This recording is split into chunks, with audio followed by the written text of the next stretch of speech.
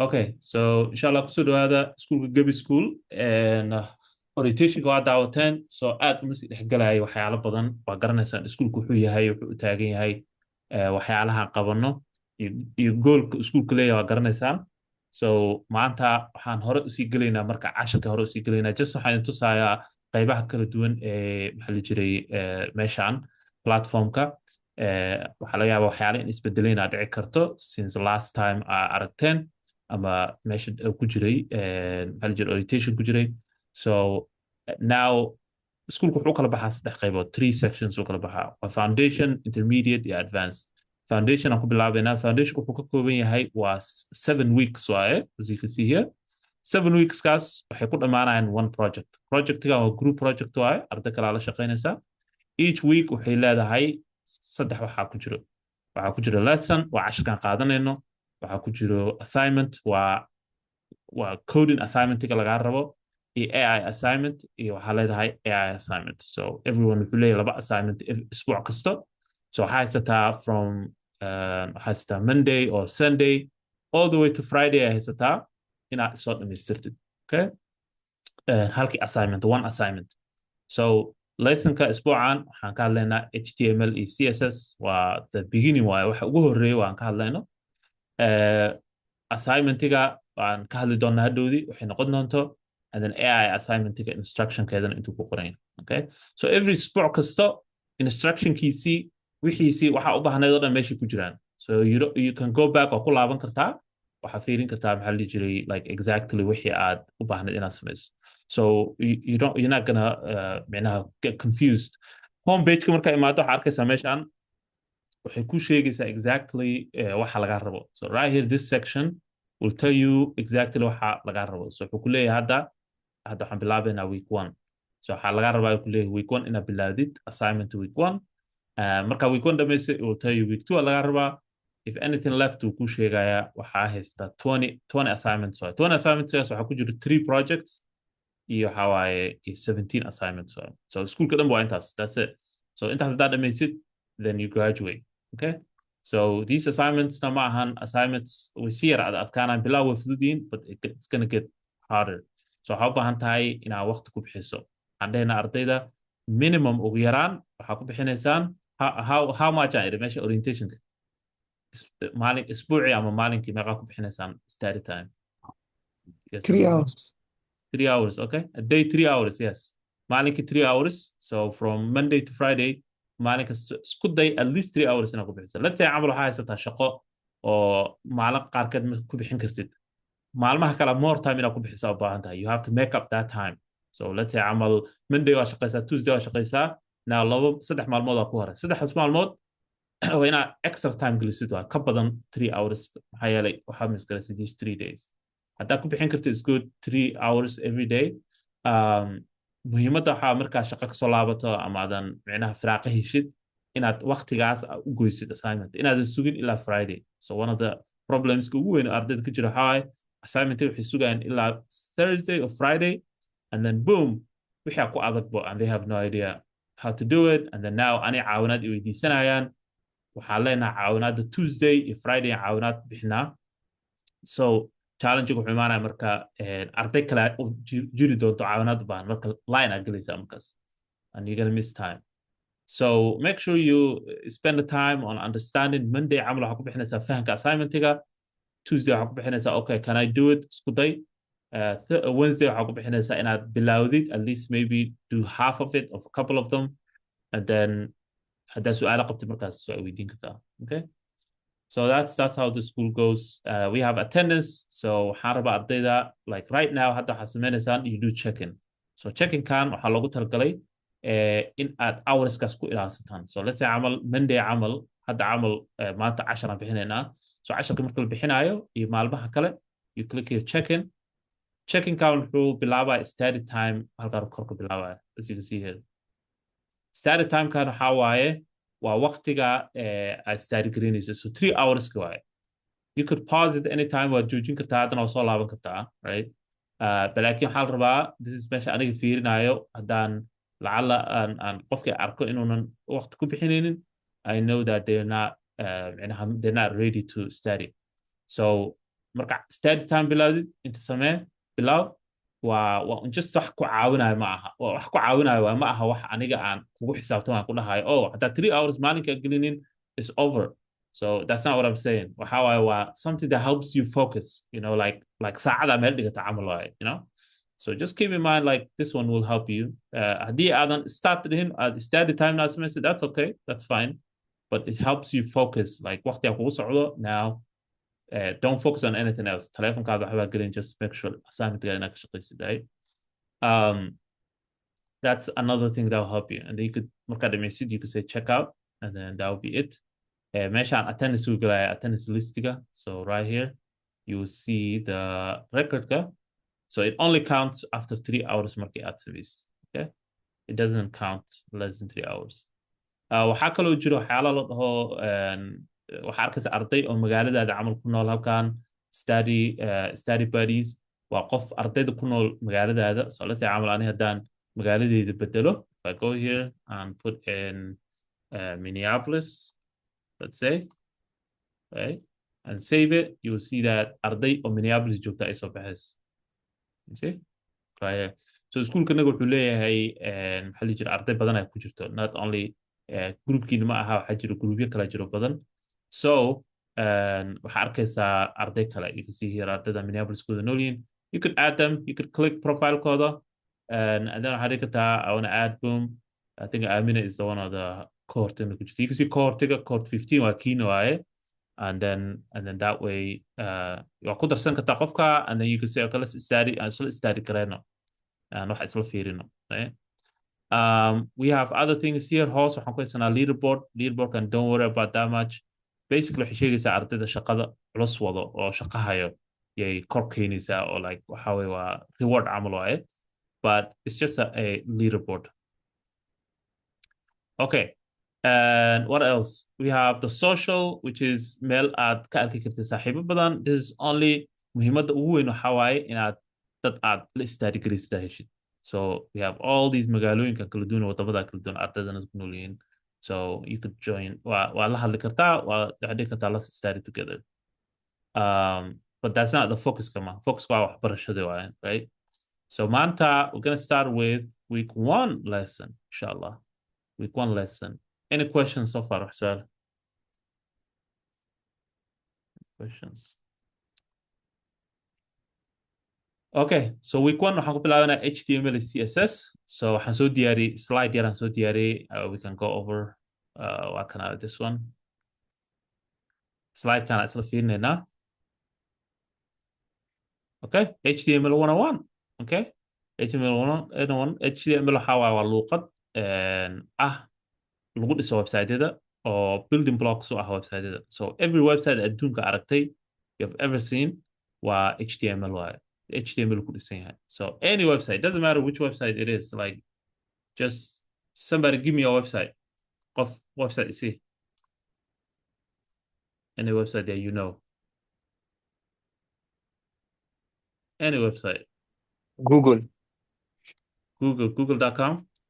Yeah, google.com. Okay, cool. I don't know what this is. There's a World Cup going. So google.com joognaa. Now if you right click and then inspect that dhahdo, you will see that it has HTML. Even Google has HTML.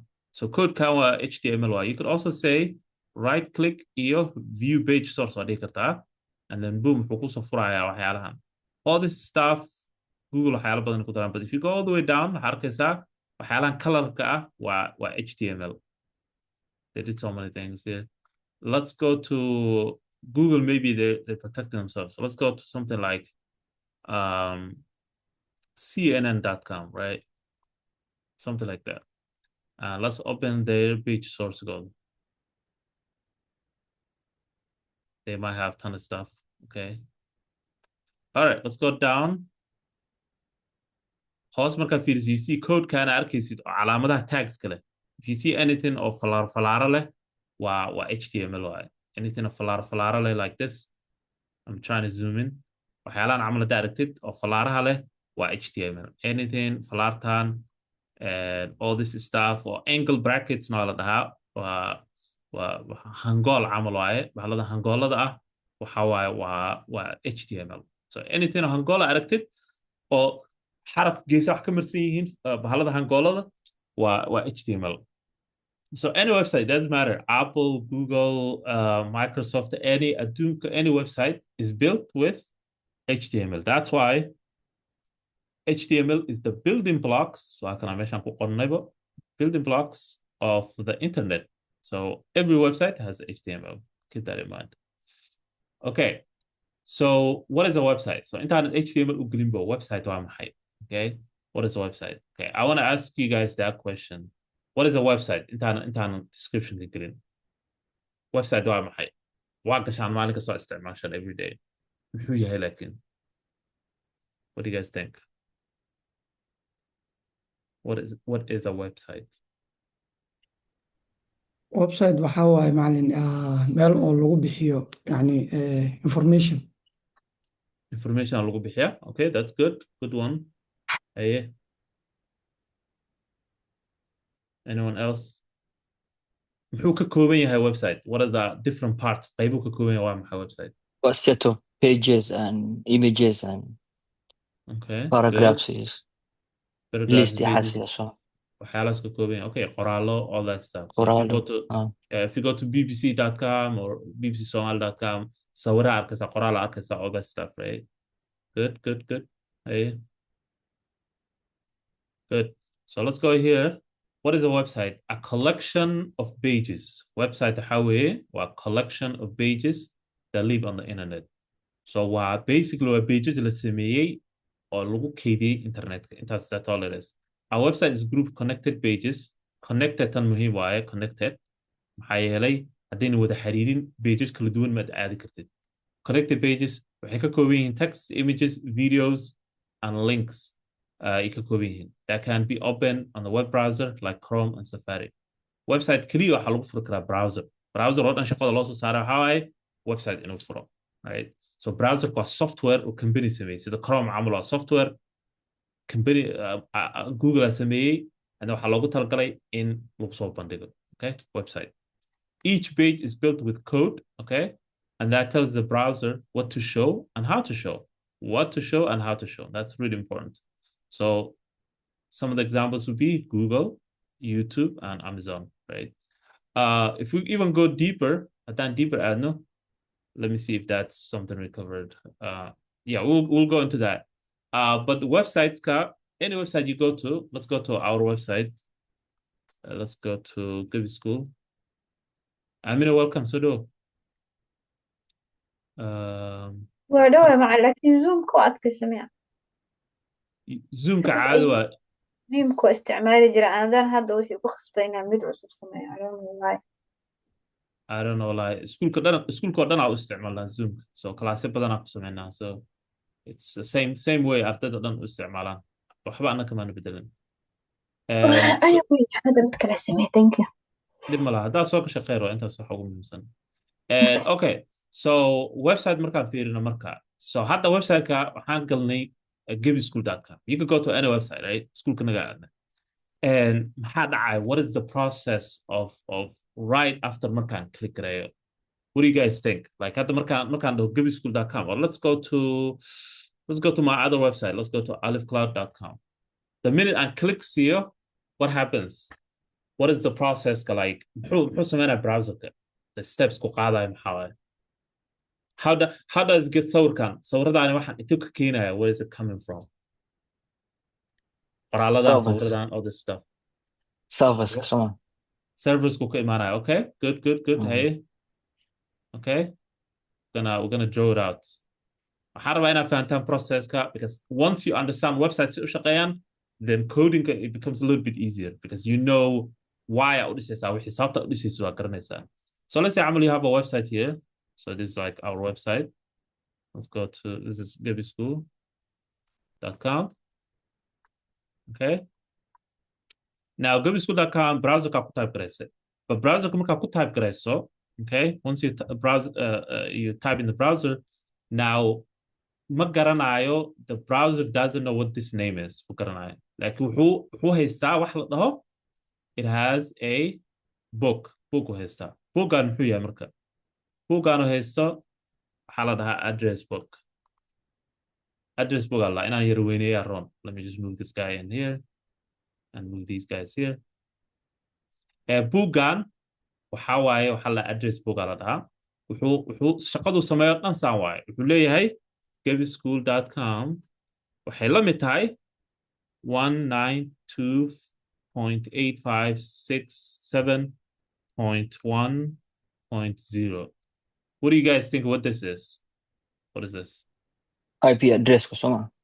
IP address, yes. So this is called IP address. IP address ka waxaa waaye waa identification ka website-da waaye. So idan xataa waxaa loo isticmaalaa computerkaada camal wuxuu leeyahay IP address, number uu leeyahay. So browserka asaga iyo serverka oo laga soo jiidanayo waan ka hadli doonaa serverka ma fahansano gebischool.com. That's a human language waaye. Waa English waaye ama waa xarfo Latin ah waaye, right? So ma fahansano waxaas wuxuu laakiin wuxuu og yahay marka lagu type gareeyo magacaas in uu jiro IP address la mid ah. So any website added marka ku type gareysa cnn.com, apple.com, whatever.com, amazon.com wuxuu leeyahay IP address ay jiro. IP addresskaas marka once IP addresska soo qaato waxaa la sameynayaa waxaa jiro marka there is a server jiro. This is server waa maxay marka server waa computer meel yaalo waaye.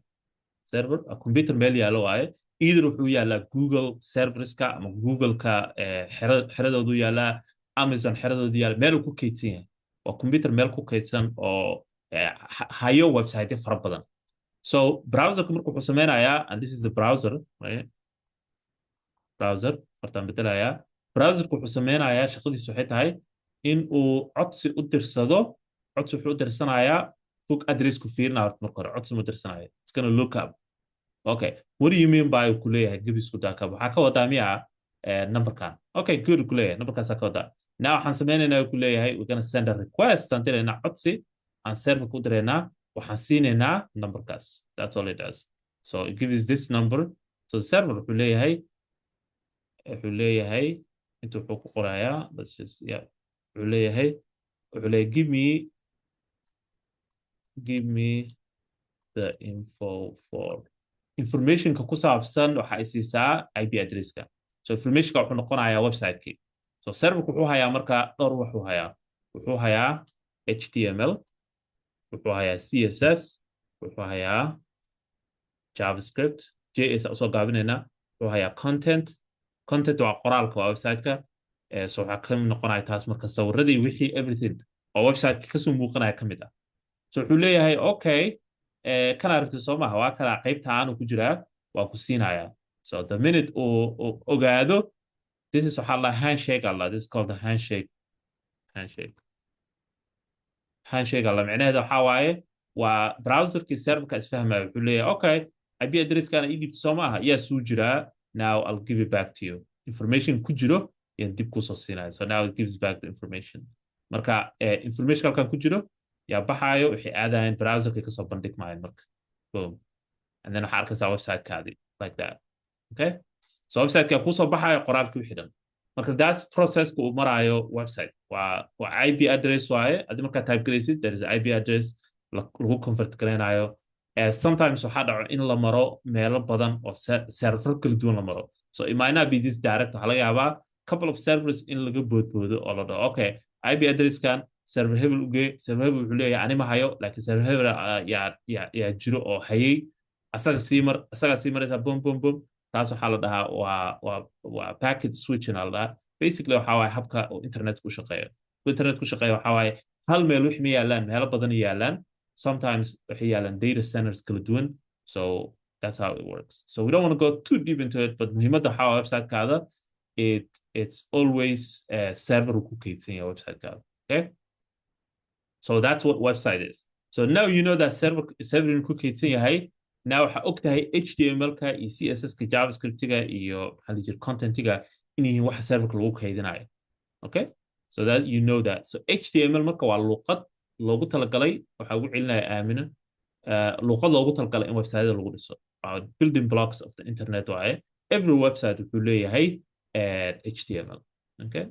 So how do websites work? So akana waxaan ka hadlaynaa hadda we just ayadoo la qoray adiga codsi aad diraysaa you send a request okay you send a request browserka wuxuu fiirinayaa website-kii serverku codsi u dirayaa serverku wuxuu leeyahay waxaa isiisaa informationkii aan qofkan iga codsaday serverku wuxuu soo celinayaa page ama website uu soo celinayaa that's mostly the process and it takes millisecond to do that it depends on your connection kaada waxyaala noocaas okay short history about HTML luqadan HTML la dhaho waxay kasoo bilaabatay taariikh dheer hadda inta kuma qorna umaleynaya laakiin ninkaan la dhaho Tim Berners-Lee right here 1991 it started before 1991 luqadan so fikrad ahaan iyo concept ahaan waxay bilaabatay like 1970s bilaabatay concept ahaan fikrad ahaan laakiin implementation iyo in la isticmaalo oo browser la geliyo waxay bilaabatay 1991 Tim Berners-Lee wuxuu ahaa nin science-yahan ah and I think he's still alive Tim Berners-Lee if you put him on Google you see that he is still alive Tim Berners-Lee right here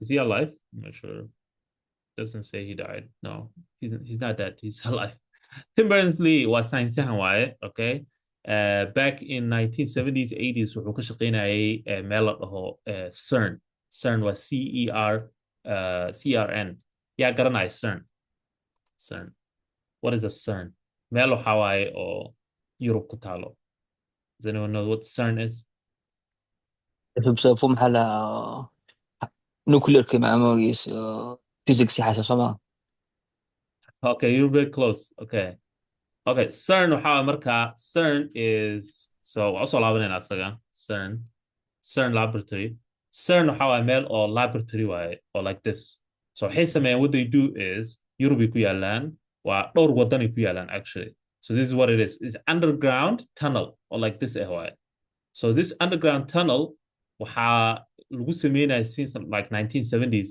ilaa hadda waxaa lagu sameynaya scientific experiments lagu sameeyaa so what they do is waxay sameynayaan they take waxa la dhaho particles waxa la qaadayaan and then they speed up the particles and they smash them together right so particles waxa waaye waxyaalaha yaryarka oo shucaac waaye basically particles waxa waaye waa wax aadan adi arki karin oo only lagu arki karo microscopic even حتى microscope ka caadiga isticmaal maaha you have to have like electric microscope waxay ka imaadaan marka bahaladan particles waxay ka imaadaan like the sun okay iyo other maxaa la jiray the universe basically adduunyo kale ka imaadaan and then they go through everything so adiga taagan camal the particles will go through you so qoraxda shucaaceeda camal waa basically laakiin waa even less so ayaga xisaabanaa marka way qabanayaan they catch them right because particles ka meel kasii joogaan hadda and then they speed them up and they smash them together and then waxay fiirinayaan what happens right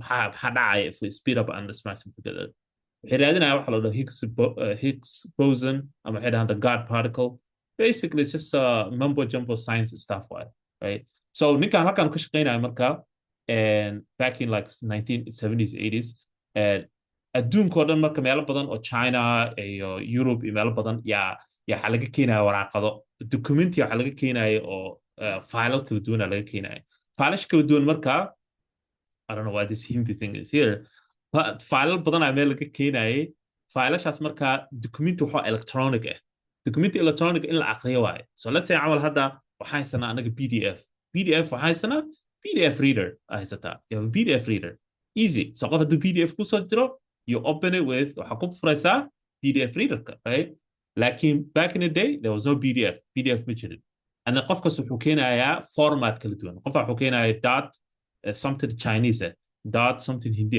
dot something European and then they have to bring their own device oo lagu akhrinayo wixii and now you have to like decipher because all kind of stuff so wuxuu dhahay you know like people are bringing their own format in waxaas and we have to figure things out you know what we need to come up with one format qofkas ku soo diri karo right waraaqadu qoray marka he wrote a paper so if you look for HTML paper waraaqadu qoray ninkan oo uu kaga hadlaayo HTML-ka waraaqadaas marka wuxuu u dhiibay ninkii meesha madaxda ka ahaa uu leeyahay waxaan la imaaday I came up with a concept oo hal format la wada isticmaalayo so ninkii marka meesha madaxda ka ahaa wuxuu ku qoray meesha he wrote some note uu ku qoray somewhere here. Let me see. Vague, but vague but crucial, I think it is. Vague but crucial, right? So waraaqadu qoray kaga hadlaya HTML formattingkeeda inay muhiim tahay in hal format loo isticmaalo all that stuff. And then the guy meesha madaxa ka was like, vague micnaha waa wax micnaha aan caddayn because 1970s why or something. Ma cadda wixii. So the lakid it's interesting, right?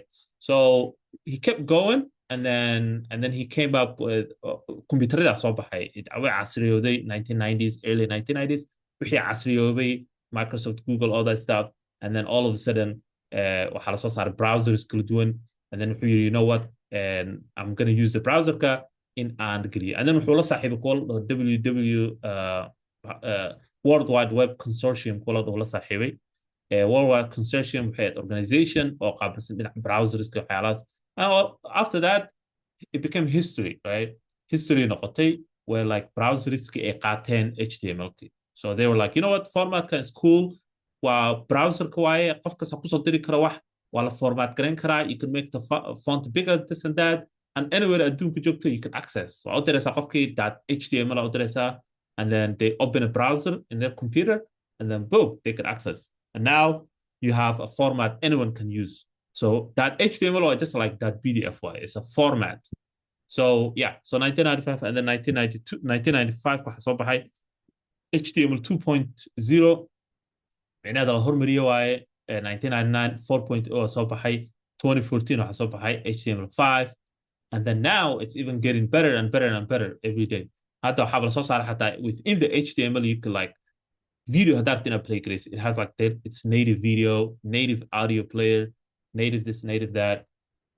So yeah, it's even becoming even more complex. So waxaa soo baxa halo HTML XHTML waxaa la soo baxay hadda oo la casriyanayo XHTML. If you look for that, you see that XHTML is a extendable hypertext markup language, is a stricter XML based formatting. Yeah. So this one I saw just recently, like few years ago. I think I would say 2 years ago. So muhiimadda waxaa waa luqad wax kasta ku jirto in everything. Muhiimadda waxaa inaad ogtahay inay tahay luqad aad muhiim u ah. HTML oo xarfo la soo gaabiyey yaa ii sheegi kara waxay u taagan yihiin intaanan idin tusin. HTML maxay u taaganta? What do you guys think? oo xarfo la soo gaabiyey. Hypertext markup language. Hypertext markup language. Good job. Okay. waa kala marka luqad waxay u taagan tahay waa xarfo la soo gaabiyey waxay u taagan tahay hypertext markup language.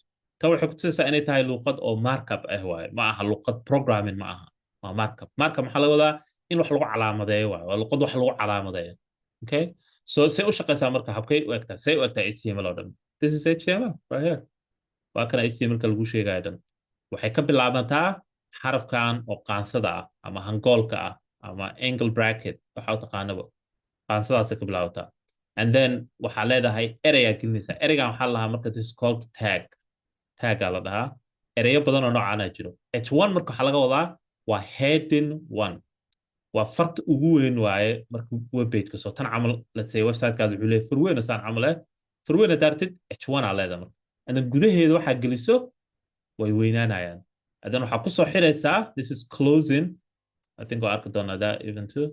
Closing tag aa la dhahaa this one. Closing tag maxaa lagu gartaa calaamadda slash day leedahay. That's the difference again.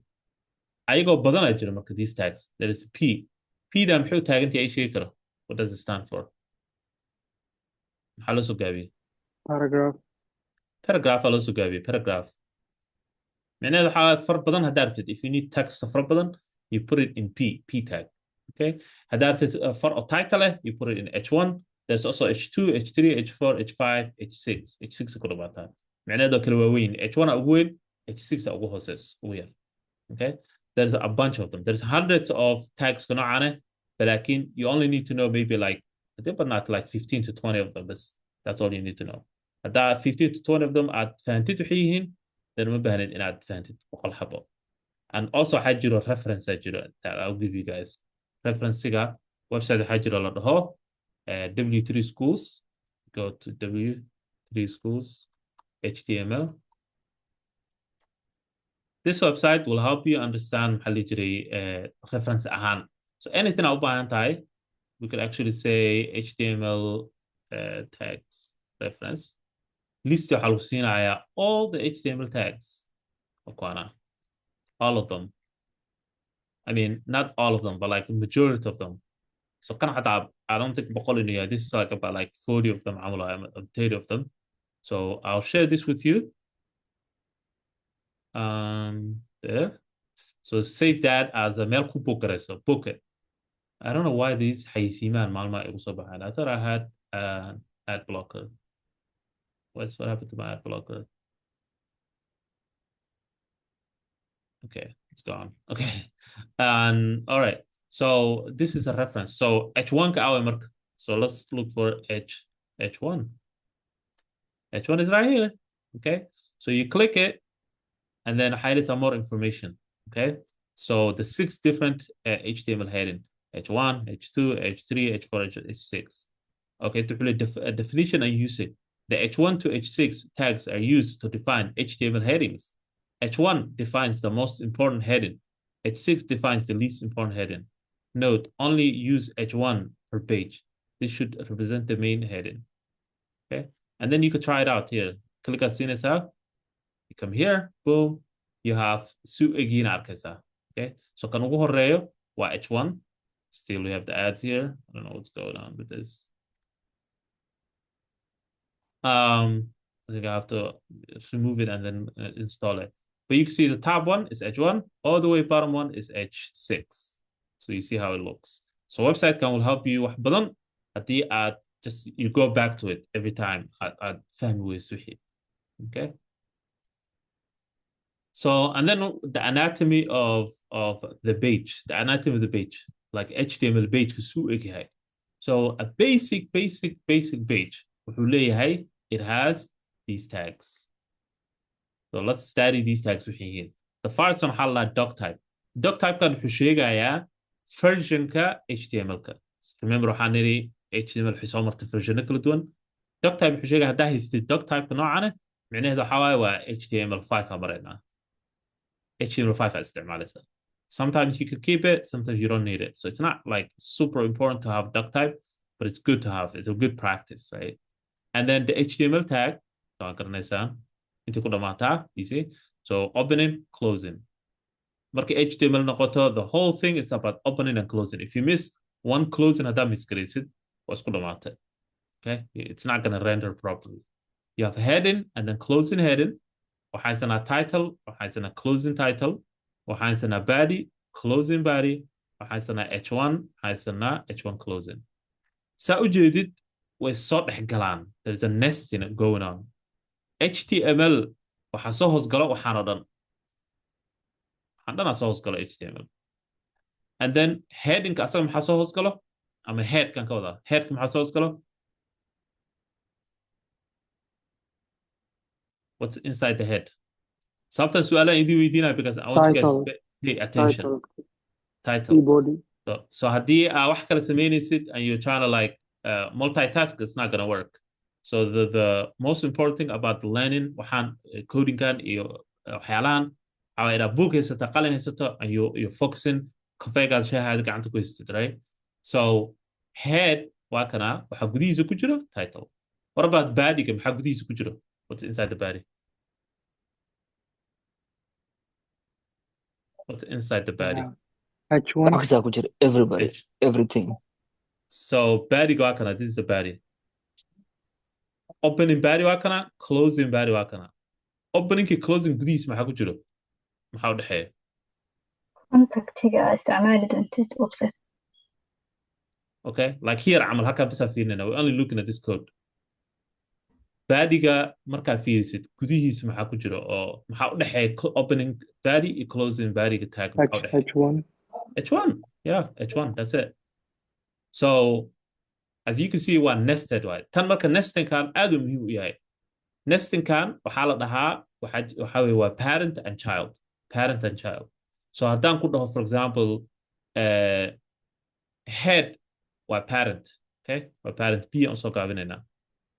Title na waa child C aan soo gaabinaynaa. Now example baadiga cunugiisa yaa waaye. What is the baddie's child?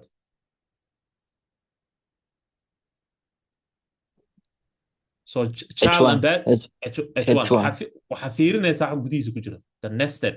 You looking at the indentation aa fiirinaysaa. You look at this indentation yaa fiirinaysaa. So sometimes indentation wasted, so you have to look at maxaa la dhihi jira inaad fiirisid waaye closing tag iyo opening tag gudihiisa maxaa ku jira. Waxa gudihiisa ku jira waa children. Okay? Sidai u kala koreeyaan ay waalid u kala yihiin. Now HTML-ka yay u tahay waalid. HTML-ka parent waaye. yay u tahay waalidii u tahay ilmaheeda maxaa waaye headka head. Okay, is that it? title Are you sure? Title. Ogo the immediate nesting, the immediate maxaa la jira kan ku soo xigo bas ahaa childiga ah. Kan ka sii xigo oo gudaha kusii jiro oo mid kale kusii dhex jiro maaha child, waa grandchild waaye, waa cunug awooga loo ahaa. So it will be head only, man. Okay, headka maxaa la siman, yaa la siman, taagee la siman markaa fiirsi indentationka. Body. Body, yeah. So body iyo head waa isla siman yihiin soo maaha. So that means labadooda waxay yihiin children, waxay yihiin HTML. Okay, does that make sense? So HTML waa waalidkii, waxaa ilmo u ah head iyo body. Head iyo body ayaga waxay waalid u yihiin. Head wuxuu body u yahay title. Bodyna wuxuu waalid u yahay H1. Does that make sense? It's all nested. So labada maxay isku yihiin marka head iyo body maxay isku yihiin? What is the relationship? waxaan isticmaalnaa sibling, yes. walaalo wey, exactly. So walaalo wey maxaa yeele labadoodaba waxaa waalid u ah HTML. So tan mar badan ay soo laalaaban doontaa. So keep that in mind. Inaad isticmaashid maxaa la jiray parent and children relationship inaad isticmaashid waxay kaa caawinaysaa inaad fahantid sidee iskugu xiran yihiin wixii. So now head waxaa ku dhex jira title, body. So anatomy lagu sheega marka HTML lagu sheegaya this is how it looks. And then tana waxaa lasii dhexgelinaa badiga waxaa lasii dhexgelinaa kuwa badan. Waxaa lagelinaa paragraph H1 kale ama H2 kale kuwa kaloo badan oo paragraphs waxaa lagelinaa wax diff la dhaho. All that stuff aa la dhexgelinaa. Lakin the minimum basic, this is how it is. Okay? Any question about that? So I have a question. Marka headko kale wuxuu noqonaa tusaale ahaan school haddaa dhisaysid home oo kale, school page oo kale. So kan kale wuxuu noqonaa course scheme, titleka waxyaabahan. Is that correct? So headkan wuxuu sheegayaa, this head section waxay sheegaysaa website wuxuu yahay. What is the website? So website haduu yahay, let's say camal schoolkana Gebi School, inta waxaa gelinaynaa Gebi School. tan ma soo baxaysa marka, it's not gonna render in the browser. ma ka soo baxaysa, waxay ka soo baxaysaa meesha kore ee browserka, waxay ka soo baxaysaa tabka browserka ka soo baxaysa. So let's say camal halkan kore, meeshaan kore soo jeedid waxaa ku qoran HTML waxaas. If we go to our school, waxaa ka soo baxay Gebi School, wax halkaas ka soo baxaysa. Laakiin waxa gudaha ku jira inta waxa ka soo baxayo aa u jeedid kulli waxay ku dhex jiraan badiga. Everything oo website-ka gudihiisa uga jeedid waxay ku dhex jiraan badi gudihiisa gelinaysaa. Headka waxaa ku jira information website ku saabsan. So not only title but like waxaa la gelinayaa what type of website. maxaa waaye website-kan ma luqado kale baa ku jira, Arabic, English, Chinese baa ku jira. waxaa yeele luqadaha way kala duwan yihiin. luqadaha Englishka waxaa la Latin languages, so you have to do encoding marka noqoto Arabic iyo waxyaalahaas. waxaa kaloo ku jira description iyo waxyaalo oo website ku saabsan, meta information la dhaho. And I can show you example aan tusi karaa, and I don't want to confuse you, but metadata soma metadata ku jira, yes. So if you look at our website kanaga, you see here ujeedaa inta meeshaan waxaa ka bilaawdo headkii right here, right? You see the head and you go all the way down head ku dhamaanaya. Laakiin halka waxaa ujeedaa there's a meta ku jiro, waa kana this meta kale link. All this waxay ku dhex jiraan, it's inside the head ku jiraan. So if you go all the way down, you see head wuxuu ku dhamaanayaa somewhere. You go all the way, head wuxuu ku dhamaanayaa, it's gonna end here. Where is it? Right here. So all this was head. All this is head. Okay. So information meesha ku jira marka waxa waaye waa meta information. Macnaheedu information sharaxayo website-kii. As you can see here, metadan waxay leedahay description. Inta waxay sharaxaysa iskuulku wuxuu Give School is an online immersive coding bootcamp. Keywords, website-ka keywords-kiisa, boom, boom, boom, all that stuff, right? Title-ka waa kan hadda aan fiirinayna, you see the title. So head-kan lagu sheegaya marka waxa waaye waa information website ku saabsan. All this the information goes. And then the badiga is everything else. So everything on website-ka uu ku dhex jiro sawiradii qoraaladii wixii ay soo hosgalayaan badiga soo hosgalayaan. Qof ay yiri what about links? Yes, links iyo images kulli waxay soo hosgalayaan badiga soo dhex galayaan. And we will see inshallah waxaan dhigaynaa maanta baranayna. Any question? Okay. waxaan kulli waxay isku egyihiin sidii maxaa la family tree camal loo egya markana si aaba hooyo iyo ilmaha iyo kulli taas camal ah. Exactly. It's like family tree, 100%. 100%. It's like family tree. It's sort of clan. It's nested. Some examples wakwana and some of the tags are local message very soon. H1 are local already was taqanan. P was taqanan. A was link هدارتين SMS. If you want to create a link, A استعمالها but not this way. There is a way لو استعمالها جرو عن تستونا. IMG was صور هدارتين كنت في website كذا. UL was list هدارتين كنت في حياة list. So let's say عمل 1 2 3 4 5 bullet points هدارتين كنت في website كذا. استعمالها UL بتكلم حاجة تقولها OL. Okay. Does anyone know وحلقوا the UL OL معنى هذا واحد يتاجين. waxa order list iyo unordered list. Exactly, yes. So UL waxay taagan tahay unordered list. Unordered list waa list oo dhibca leh. So saan camal dot waa. Order list OL haddaad aadina waa list number leh. Sida camal 1 2 3 4 5 haddaad ina list qortid waxaad isticmaalaysaa OL. That's the difference. And then there's a button. So kuwa waxaa just like the tip of the iceberg waxay dhahaan. Waa dhowr wax aan idin tusaayo aan maanta isticmaali doono. But saan dhahay reference in this. I gave you a website or could you reference tags kodan. So kasa dib ugu laabanaysaa. Okay. Three things to remember. Okay. Had slide ka inta aan soconay waxyaalaha u baahan tahay xasuustid. Website waxa set of pages waaye. Website lagu sheegayo pages isku keenay. HTML waxay siisaa web page-ka structure. So website-ka waxay siisaa structure. So example haddaan kasoo qaadana HTML waa sida camal tiirarka guriga camal waaye. guri marka la dhisaa wuxuu baahan tiirar Soomaa iyo alwaaxyo iyo wax la taago. Marka HTML-ka alwaaxyada iyo wax la taagayo waa. luqadaha kale baran doono CSS-ka waa naashnaashida website-ka qurxintii ama qurxintii guriga. JavaScript waa functionality website-ka. So let's say camal gurigaada wuxuu u baahan yahay koronto iyo wuxuu u baahan yahay waxyaalahaas. So JavaScript waa taas. Every page has the same skeleton. So website kasta wuxuu leeyahay same HTML. Doesn't matter how advanced you have website-ka, all that. Okay.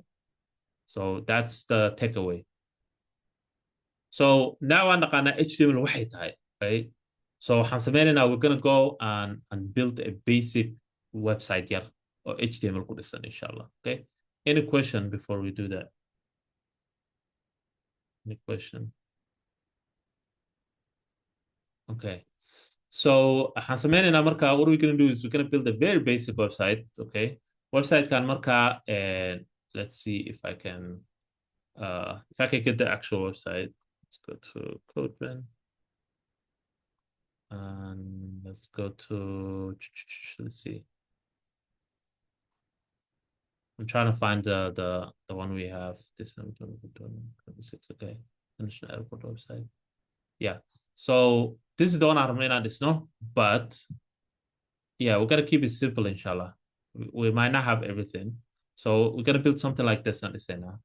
And the goal of how inaa fahantaan sida ay isku xixiran yihiin wixii si loo bandhigayo lasoo bandhigayo.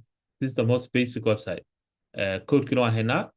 We're not gonna focus on CSS-ka. We're gonna focus on HTML-ka. Ma dhamaystirayna waxa dhan qaybo qaarkood waa ka tegaynaa. Marka taasaan sameynayna inshallah. So that would be our reference kanaga. So let me actually stop sharing for a second so I can get the stuff I need set up. I'm gonna share again. I'm gonna close this. Just take this out, put it here. Okay, and then waxaan sameynaynaa. Okay, so let's get started with that. So two things we can do. One thing waxaan sameyn karnaa, we could download a software la dhaho waxaa la dhahaa VS Code. Okay, Visual Studio Code. This waa software waa free ah, naga caawinayo. Do you guys see mujadan? Meesha Google ka raadinayo. I did a split screen, so I don't wanna inaan screen qalad aragtaan. Ma ujeedaan? You guys see it? Can you guys hear me? Yeah. Okay. Yeah, please let me know haddii wax iga yihiin anytime. And okay, so Visual Studio Code wuxuu naga caawinayaa waa barnaamij loogu talagalay in lagu qoro code. Okay, waa computerkaada kusoo shuban kartaa, free waaye. So haddaa haysatid Windows, haddaa haysatid Mac, it's free software waaye loogu talagalay in lagu qoro code. Alla code editor la dhahaa. So waxaana anaga kuma qorqorino, waxaan qoraynaa just HTML aan ku qoraynaa. So we can download already anigu igu jira. Just go ahead, download it, soo dejiso. Marka soo dejistid, this is how it looks. So let me open one. Marka soo dejistid, this is how it looks. Okay, saan u egyahay. Wuxuu ka kooban yahay qaybo kala duwan ka kooban yahay. Waxyaalo ka kooban yahay waxaa ka mid ah dhinacan bidixda waxaa arkaysaa waxyaalo list waxaan dhan ma arkaysa adiga waxaa arkaysaa kan ugu horeeya searchkan iyo kan arkaysaa welcome message kusoo baxaysa adiga waxyaalaan kuguma jiraayaan aniga waxyaalaan kusoo sameynaya already wuxuu leeyahay waxyaalo badan wuxuu leeyahay for example qayb kore oo wuxuu leeyahay let me just qayb kore wuxuu leeyahay bring it down qayb kore wuxuu leeyahay oo leh si fiican ma arkaysaan laakiin wuxuu leeyahay meel file la dhaho editor waxyaalahaas oo dhan uu leeyahay kor option uu leeyahay kala duwan so goalkanaga waxaa marka kan inaan ku qorno codekanagi html markaan ku qoraynaa so habka u sameynayna waxaa marka ugu horeysa waxaan sameynaynaa folder so let's go to somewhere in my computer waxaan sameynaynaa folder I'm gonna call it let's call this folder GS15 waa Gabi School cohort 15 waaye okay and then gudaheeda waxaan sameynaynaa waxaan leenahay week 1 week 1 gudihiisa marka waxaan sameynaynaa let's do we don't see nothing. Okay, I asked what we do caadi waa aragnaa leeyahay I don't know what happened. You guys see what I'm typing? No, waxa u dhimo jeed. maya ma aragno. Okay, let me stop sharing. Sharing kan joojinaa sug.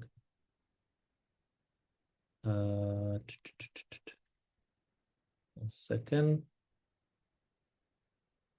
Screenka xiga noqotay stuck.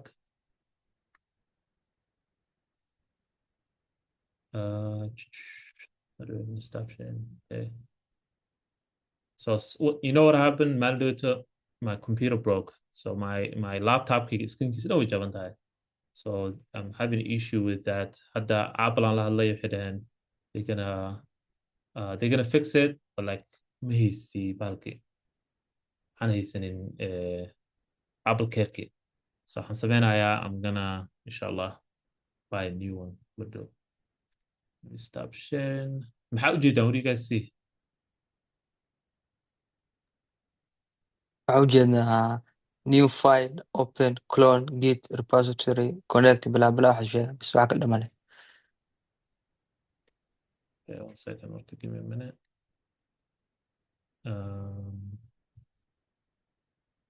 sameynayaa. Okay, so waxaa ujeedaan kan editorka soo meesha start new file yeah kaas ujeedaan. Okay, so that means I think I shared. Okay, hadda what do you see? Do you see meesha there's the open source AI code editor? maya waxa isma bedel. Okay, it's my shared.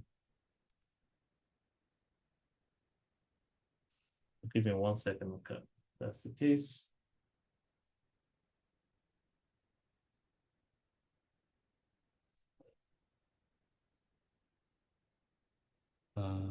what's the main? Just gonna.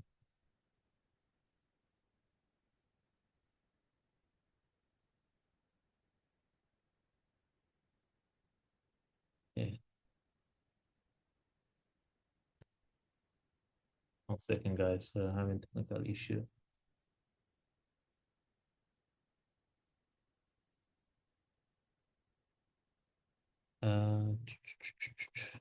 So qofaan waxaan ka dhigayaa, let me see if I can make someone an admin.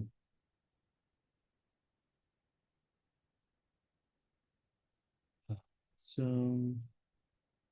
Let's say stop sharing, stop video, stop sharing. Okay, good. And then I'll lay hey, pause recording.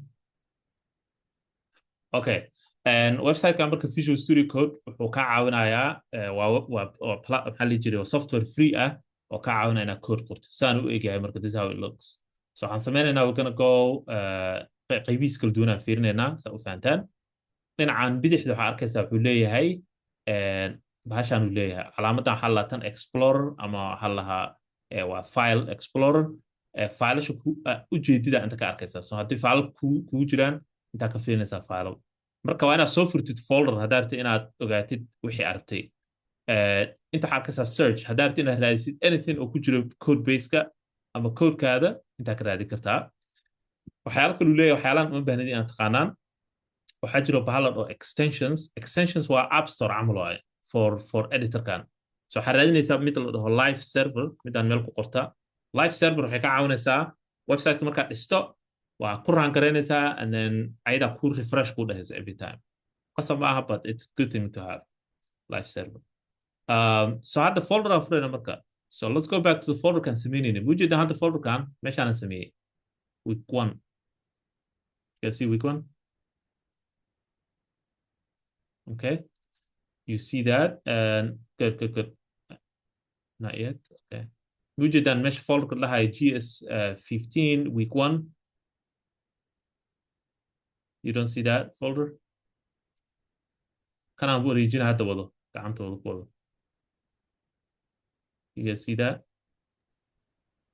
okay عطك يجوا جوابه سي عن فرق وصي صعد إن شاء الله okay week 1 وجدنا yeah so now week 1 marka gudihiisa waxaa ku jiro folder aan sameeyey folderka bedela magaciisa waxaan ka dhigayaa let's call it international airport waa website kan sameynaya international airport now international airport waxaan rabaa marka inaan ku furo editorkan okay editorka markaa soo furatid you have couple of options haysataa mid waxaa waaye meeshaan open dhehaysaa dhagsiin kartaa or intaad dhagsiin kartaa intaad dhihi kartaa open folder or mail karo waxaa jirta file la dhaha dhagsiin kartaa and then you can say open folder so you have all those options inaad op folder furtid so kan haddaan click siino you have to navigate to meeshuu ku jiray folderkii wuxuu noogu jiray intaa GS15 week 1 midda kale waxaan rabaa guys orientationkana waa daawateen waxaan rabaa I want you inaad computerkiin ka adkaataan so markay noqoto folder samaynta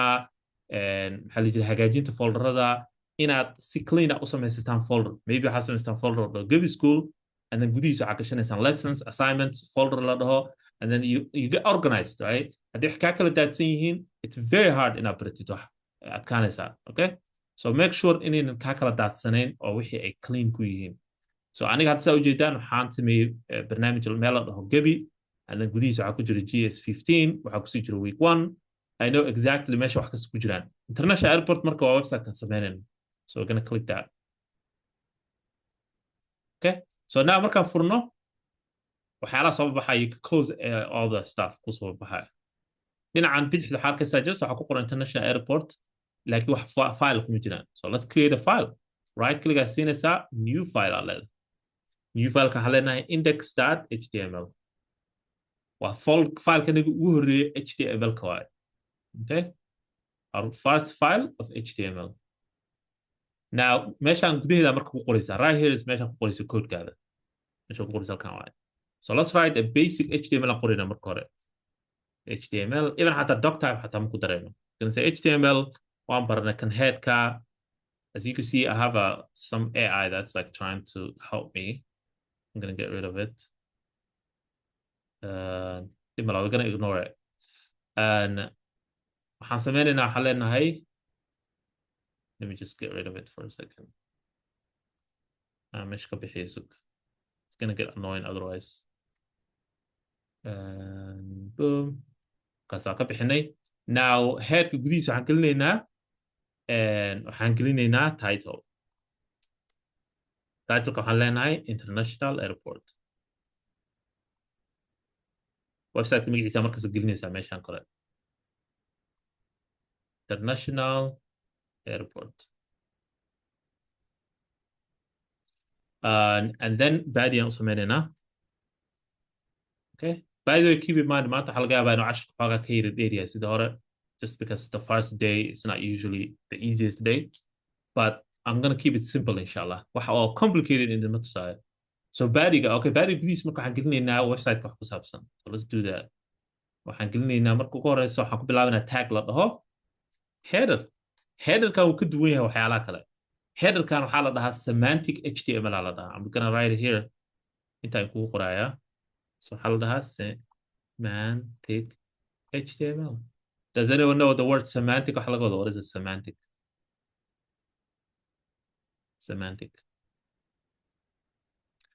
waxa laga wadaa for example waxa waaye waa semantic we could google it actually why do we have to bother semantic definition the term semantic refers to the meaning and the interpretation or a context of a word so eray micnihiisa so haddaan ku dhaco camal geed haddaan ku dhaco ama baabuur haddaan ku dhaho ereygaas micnihiisa waa baabuur macnaha waa wuxuu define garaynayaa shay baabuur define garaynaya so let's say camal xarfaa lasoo gaabinayaa kasoo gaabisid wuxuu u taagan yahay waxbuu u taagan yahay taas also semantic waa la dhihi karaa laakiin semantic micneheeda waxaa waaye waa ereyga inuu micno sameynayo waaye erey micno sameynayo lama dhihi karo erey haddii lasoo gaabiyo abbreviation waaye ereyga inuu micno sameynayo so kan marka waxaa laga wadaa semantic html header waxaa laga wadaa qaybtan waa websiteka headerkiisa waaye that's all it is okay so tag waaye la dhaho header and then waxaan gelinaynaa h1 let's add h1 waxaan leenahay international airport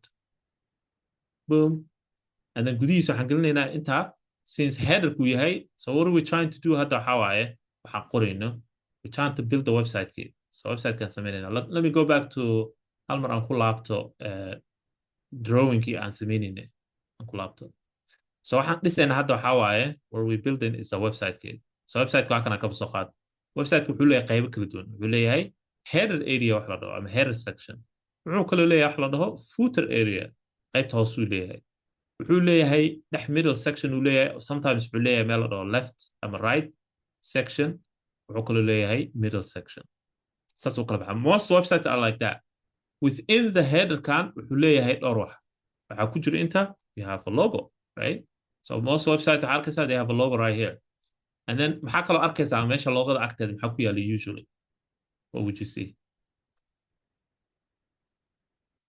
you're going to see something like home about right kuwa waxaa la marka these are called navigations ala dhahaa contact okay these are called navigations so kuwa waxaa la dhahaa navigations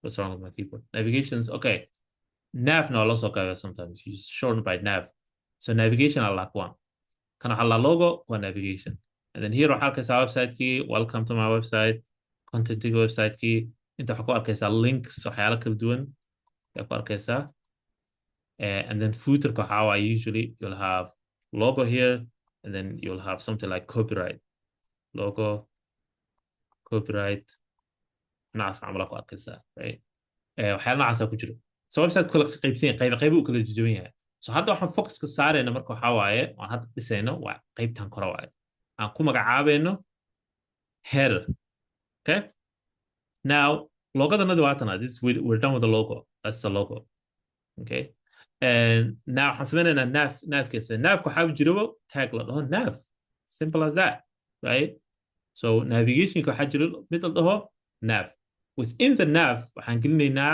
magacyadii websiteka so waxaan ka wadaa pages kala duwan home about flights iyo contact aan gashanaynaa anaga laakiin ayaga oo keligood ahoo qaawan lama gelinaya meesha waxaan u baahanaa inaan midkas leeyahay link remember markaa website joogto maxaa samaysaa navigation so click ma dhahid you go to different page contact page about page we're doing the same thing so we need to make it click inaan ka dhigno waaye so the way click looga dhigaa waxaa waaye waxaa jira waxa la dhaho a tag a aa leedahay ustaad waxaan go ku diin ahead lahaa headerka main kusoo galaa sooma hoos galaa sooma main headerka hee main kusoo galaa sooma mainka main main is a website different main yeah wuxuu soo gelayaa badiga dhexdiisu soo gelayaa kusoo galaa qaybta mainka kusoo galaa mid head iyo header kaliya ogow keep that in mind laba waxoo kala duwan waaye headka waa meta tagi informationka website ku saabsanaa websiteka muxuu yahay waaye headkaas correct badi gudihiis markaa gelisida header macnaheedu waxaa website-kii qaybta ugu horeysay dadka arkayaan waa loogadii navigationkii qaybta ugu horeysa waaye website okay so navka marka wuxuu leeyahay linkyaal uu leeyahay so any website that added you go to any website go to our website for example if we zoom out you see logo links so hadda waxaan sameynayna waxaa linkskan yaan click marka la siiyo we want to go to different page so ma in the code habka u sameynaysa how you use the a tag like a tag waxay u baahan tahay meeshii la aadi lahaa where are we going so we need to tell it meeshii la aadi lahaa habka loogu sheegayo meeshii la aadi lahaa a tagga let me zoom into harbayna aragtaan si fiican aragtaan a tagga meeshii la aadi lahaa habka loogu sheegayo waxaa leedahay href hrefkan muxuu yahay hrefka waxaa waaye waa reference waaye waa meeshii la aadi lahaa where are we going so this one usually you go to something like home yeah something like that or sometimes link add a link you can put an actual link there same thing for the about you say a href this would be about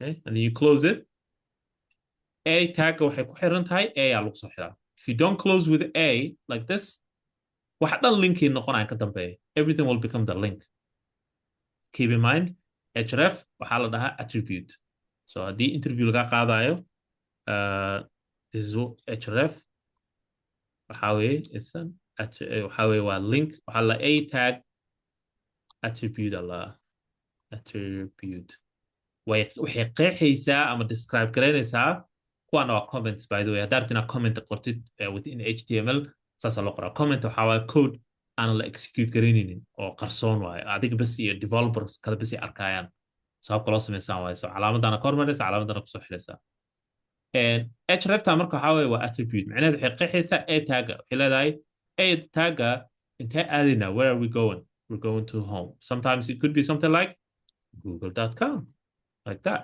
right or it could be another website so yeah so that's waxay u taagan tahay hadda for now hadduuna link jirin calaamadaasaa gelin kartaa this one waxaa la placeholder haddaadan link haynin you could just put in calaamadan like this hashtag so we don't have page or about so usually waxaa sameynaysaa if you have about page you create about here waxaa leedahay about.html right and then asagan gooni u dhisaysaa and then now you could say about so qofka markuu click say about-ka they will go to the about page let's actually run it hadda so I can show you guys how it looks right aan run garayno there's two ways to run laba habaa loo run garayaa mid waxaa waa extension inaad soo dejisato oo halkan you go to here you click extensions and you install live server midka idin sheegaya click it you install it ani already we install garaysan yahay that's one way once you install it hoose waxaa kugu soo qormaya meeshan hoose go live go live waxay ka caawinaysaa html kan ay run garaynaysaa so once we click go live as you can see it goes live website browserku ku furmanaya and now you can see website-kaadi oo live that means it's working hadda saa ujeedaan home about iyo flights kasoo ujeedid kuwaan hore waxay leeyihiin waa blue waaye that means waa link kuwaan kalena link ma laha yet waan ku darayna linkiga if we click the about-ka waxaa ma dhacayaan page empty aa noo soo baxay sababtoo ah there is no about kulimaan hagaajinin so if we go here target blank kama qarmo target blank if we say about.html in we would say about.html so if we go here and say like put in basic html let's just put h we're not going to even put the whole thing h1 the higher about page Okay, H1. Okay. And then now we don't have to do anything. Already we refresh Groovy. So that's the live server shaqada qabanayo waaye. Click at that about. Boom. About. It should be about. Let's refresh it. / about. Yeah.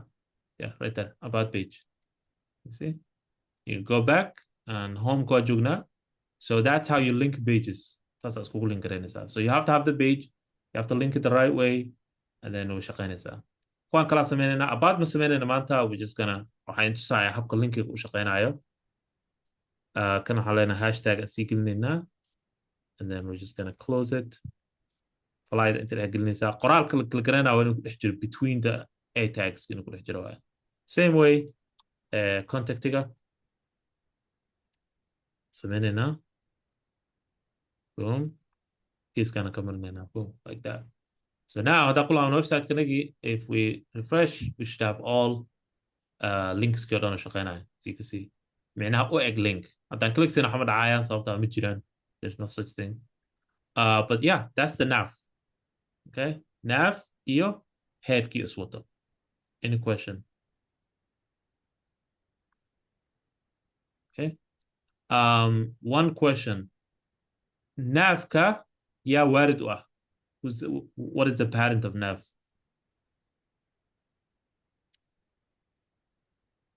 Head. H1. Error. Header. Okay. Good.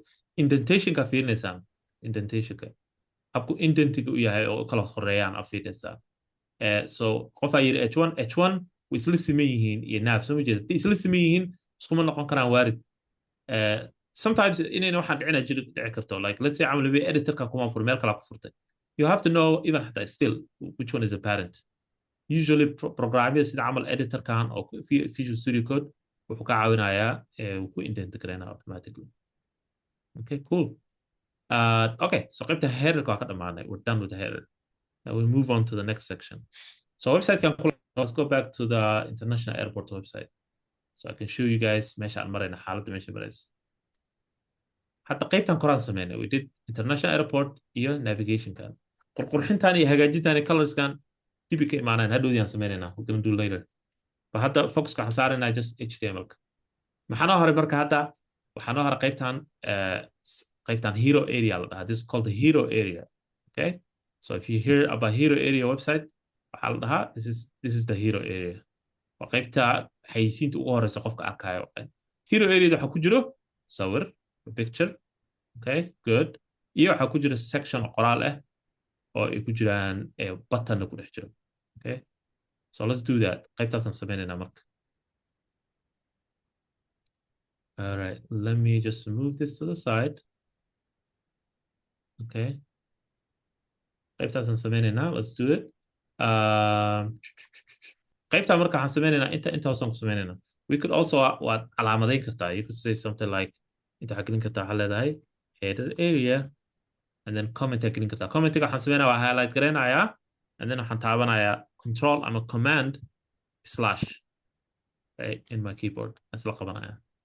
And then qaybta kale oo calaamadeynayna waxaan leenahay let's call it hero area. Then comment.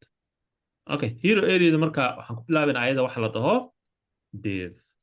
This is a new one. New tag. Div kan okay.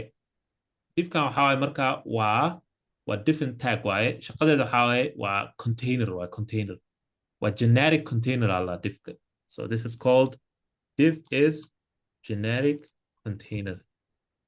Generic container. Macnaheedu waxa isku keeni kartaa hadaartid elementyal kala duwan ama tags kala duwan hadaartid isku keentid. Dibka dhex gelin kartaa. So it's just very generic. Waxa uma taagno. It's just holds wuxuu isku qabanayaa elementyal kala duwan. Just like header-ka isku qabanaya dhowr xabo.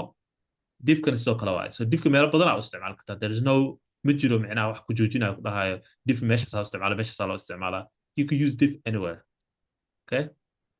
Div-ka gudihiisa waxaan gelinaynaa sawir img. Sawirku wuxuu leeyahay attribute. Yaa garanaya attribute-ka sawirku leeyahay. Just like ada attribute leedahay. ARC source. Source uu leeyahay. So macnaheedu waxaa laga wadaa yes picture waa haystaa img laakiin sawirka intuu ka imaanayo where is the picture coming from? Picture meesha ka imaanayo waxaa leedahay src waa sourcigi equal to علامة quotation-ka and then waa soo xiraysaa meeshan quotation-ka dhexdeeda waxaa gelinaysaa linkigii sawirkaa gelinaysaa but as you can see sawirka waa exception micnaheeda ma laha closing tag you see waxyaalaha kale o dhan closing tag ay leeyihiin everything has a like closing tag everywhere laakiin sawirka is self closing aa la dhahaa self closing so inta waxaa u baahanaa we need to grab the pictureka URL-kiisa so let me just grab that waxaan kasoo jiidanayaa wixii hadda aan fiirinayna website-kii just gonna copy the URL waa kana paste that's it so URL-ka sawirka waa inuu ku dhamaado some image format inuu ku dhamaado kan wuxuu ku dhamaadaa web laakiin waa PNG JPEG whatever format kan ku dhamaado sorry about that what did I do here close that and so image tag okay img src sana qortid waay you have to memorize img src is equal to quotation now waxyaala kala samayn kartaa marka you could add other things some of the things that u baahanta inaad ku darto waxaa waaye waxaa la dhaho alt but alt intaana dhihin actually let's look at the website this week whoa we have a big picture okay this is cool how do we make this picture smaller marka smaller width ama height asamalsan waxaan ku daraynaa waxaan ku daraynaa waxyaalo kale so right before closing-ka or self closing waxaan ku daraynaa dimension-kii aan ku daraynaa macnaha sawirkii wax intaan rabin inuu noqdo ballac iyo wixii so waxaan leenahay width wuxuu la mid yahay waxaan leenahay let's say camal 300 iska dheh widthka 300 yes waxaa kaloo ku dari karta height you could add height here depth and you could define it ku daraynaa height hadda but you could define that this is a basic way CSS ka caawinayso to inaan sameyno taas laakiin this is a basic way to make it smaller okay waxaan kaloo inaan ku daran u baahanahay waxa la dhaho alt-gan yaa garanaya wuxuu taagay what is alt alternative waa soo sharaxa qof hadduu oo arkayn sawirka oo sheegaya exactly so alternative-ka waxaa loogu talagalay dhowr wax alternative-ka waxaa waaye waa qoraal let's say camalkan waxaan leenahay airplane aan leenahay wuxuu sharxayaa website-kan dhehna sawirku wuxuu ku saabsan yahay waxaa dhihi kartaa flying airplane say flying airplane okay so tan wuxuu sharaxayaa website wuxuu yahay sawirka let's say cabal the image broke so let's break this image ka broke now image meesha kama soo baxay sawirka meesha kama soo baxay laakiin wuxuu ku sheegaa wuxuu yahay image wuxuu ahaan lahaa yuu ku sheegay see so waa placeholder u yahay image-ka markuu halaabo iyo placeholder u yahay so si qodad ku ogaadaan waxaa kaloo loo isticmaalaa reading devices so dad waxaa jira oon indhaha si fiican uga arki karin so waxay isticmaalaan they use reading devices and then reading device kanay aqrinaysaa marka waxay leedahay flying airplane qofka marka asagoo website-kaadi ma arka laakiin wuxuu ka aqrisanaya device so this is called accessibility aa la dhahaa this is called accessibility inaad u samayso website-kaada okay that's it for the image basically intaas u baahanta mostly now waxaa noogu xigay image-ka marka qoraal laba qoraalaa noogu xigo sidaan ku laabano website-kii laba qoraalaan dhihina waxaa noogu xigo sectionaa noogu xigo sectionka wuxuu ka kooban yahay laba qoraal iyo wuxuu ka kooban yahay button so laba qoraal iyo button okay waxaan sameynaynaa marka labada qoraal iyo buttonka I'm just gonna put this on the side labada qoraal iyo buttonka waxaan sameynaynaa we're just gonna div kalaan siinayna we're gonna give it div okay div within a div waa siin kartaa by the way okay which is cool right so div within a div is fine div aan siinayna divkan marka waxaan leenahay gudihiisa waxaa ku jiro h2 oo ah qoraalka dhahay your gateway okay and then waxaa kaloo ku jiro paragraph oo qoraalka ka hooseeyey ah qoraalka yarka arkayno ka hooseeyey paragraph aan siinayna cp and we'll take a break mardow inshallah so just give me a minute and intaana dhamaynayna bas hero area and okay and then labadaana gelinay maxaa kaloo noogu jiray what was the other thing paragraph button yeah so we have laba qoraal far waaweyn iyo far yaryar iyo button ka dhahaya book of light so button aan gelinayna you just say button book of light boom let's see website kana soo eegada marka okay it's coming together so sawirkii qoraalkii hadhow CSS ka markaan sameyn waa isgarab dhigi kartaa, you can put next to each other, waxyaalo badan aan sameyn kartaa. But that's the hero area. Okay, waxaa noo sii haray markaa, let's see waxaa noo haray. Okay, so waxaa noo haray laba section aa noo haray oo halkaan ah. Labadan section waa ku dareynaa insha Allah. Let's take a break insha Allah, oo 10 minutes xagaa soo kala baxso, and then aan isku imaana insha Allah. So we usually take a break in the middle, meesha dhexe, oo 10-minute break so dadka usoo jimicsadaan, wax soo qabso, and then we'll come back together insha Allah. I'll see you guys soon. Yes.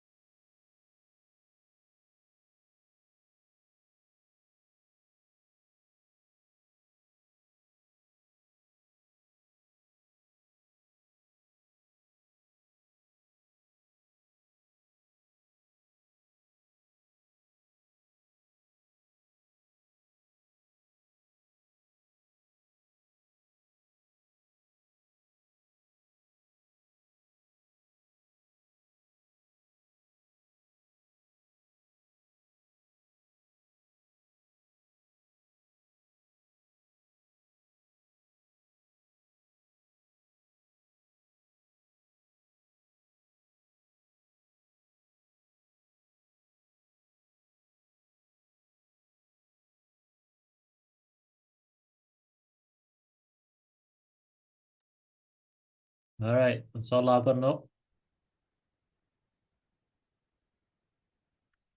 Okay, so iska dhamayna qaybta yarta oo maxaa la jiray international airportiga, and then waxaan gelinaa CSS kaan gelinaa insha Allah. Okay, so let me know haddii ay maqlin or something like that. So waxaan nooga hartay laba qaybood. Waxaan sameynaynaa labadaas qaybood. I'm gonna add haddaan ku tiraynaa. Let's make this one smaller. Waxaan sameynaa hero area sameynaa soo ma? So another thing also u baahantii inaad barataan waxaa waaye sidee loo ogaadaa problem ka dhacaya wuxuu noqonayaa mar qaarkood, especially markaad bilaabaysid waxaa weynaysaa meeshii aad ka bilaaday meeshaa ku dhamaysaa garan weynaysaa, right? So see ku ogaanaysa marka editorkan camal, this editor, okay, yes, so editorkan camal wuxuu leeyahay marka tag taabato, let's say camal div aa taabatay, divka closing divkiisu kuu sheegayaa. So let's touch this one on top, no? You see the closing div? Open the div, closing div. Can let out this a saga highlight to me. Had that tab no div can highlight to me. So you know exactly closing tag in jury in kale. Had marka kan tabato. Sorry.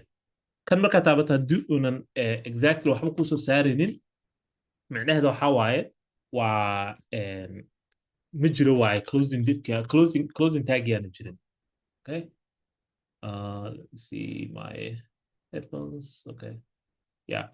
So let me know how that makes it. Okay. So that's one trick why waxa macnaha u baahantina taqaanid oo aku ogaanaysid yaa mid careful H2 ama ka taabto waa kana closing kiisi.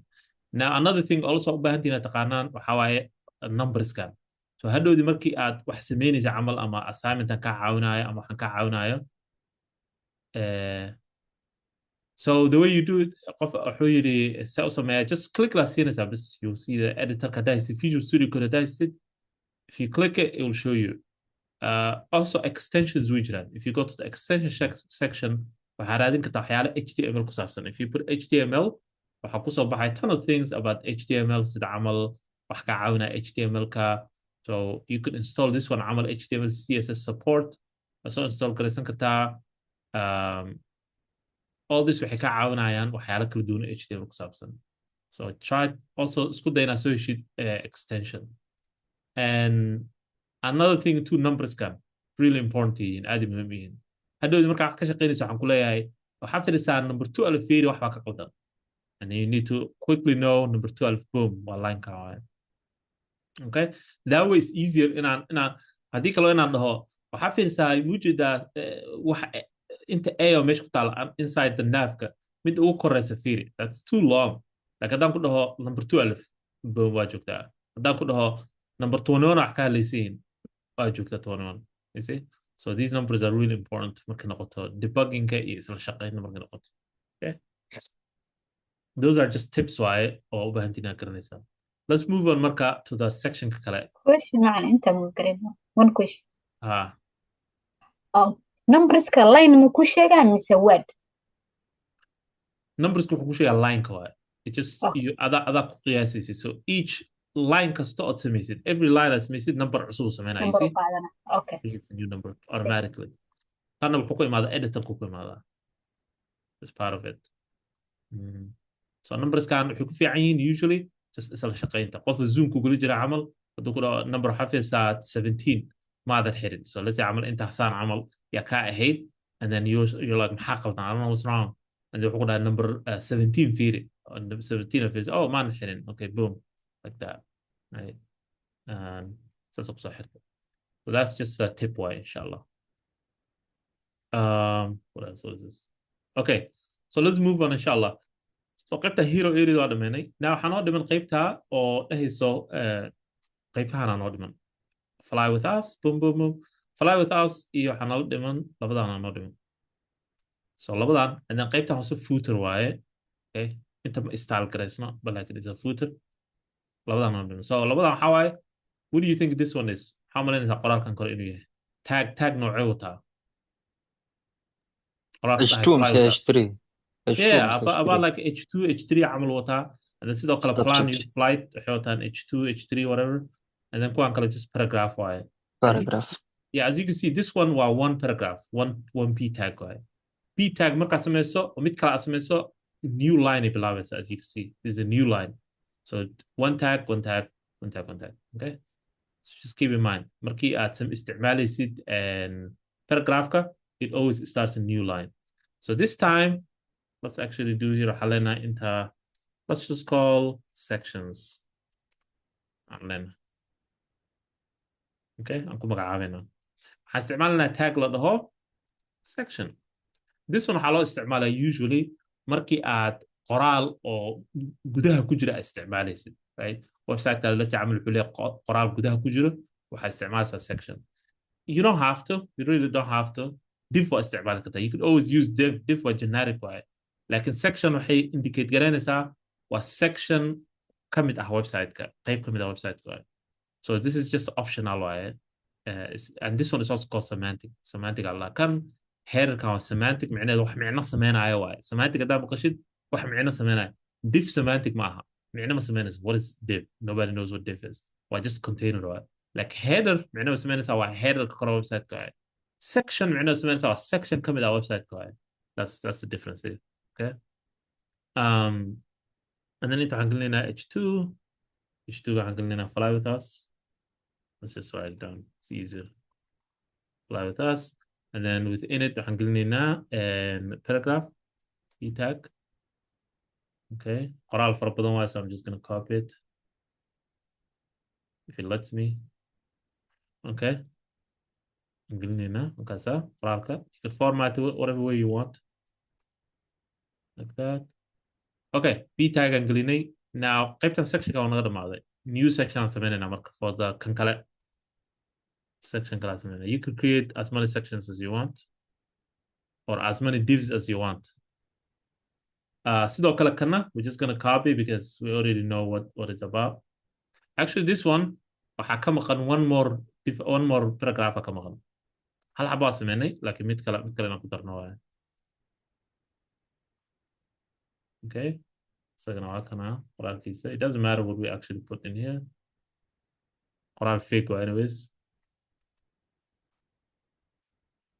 there so section ka waa naga dhamaado marka this section is over isku dhamaado waxaa kala soo dejisan kartaa waxyaalo ku saabsan dhinaca maxaa la dhihi jiray wax la dhaho formatting so hadda aan camal waxaan dhihi karaa right click I can say format with and then barnaamijkaan dooran karaa prettier waxay sameynaysaa codekii format garanaysaa waxyaalaha indentation ku baahan indentation siinaysaa waxyaalaha alignmentka ka hadlaysa alignmentka hagaajinaysaa prettier waa also extension prettier right here prettier waa code format waaye so marka isticmaashid it helps you format the code okay you don't have to but it's a good thing to use now as you can see qoraalka naga is a little bit formatted xogaa waa alignmentkiisa is qurxiya now section kaana sameynayna it's probably the same as this one so let me just copy qaybtan to save time the only difference is the title ka kore waaye kan wuxuu ugu duwan title-ka waxaa waaye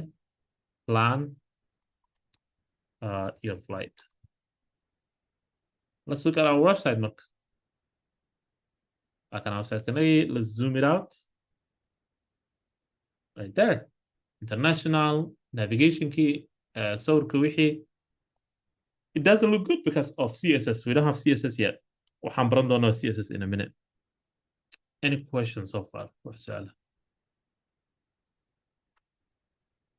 okay so the last thing would be the footer so right here at the bottom yeah go ahead qof ma jecel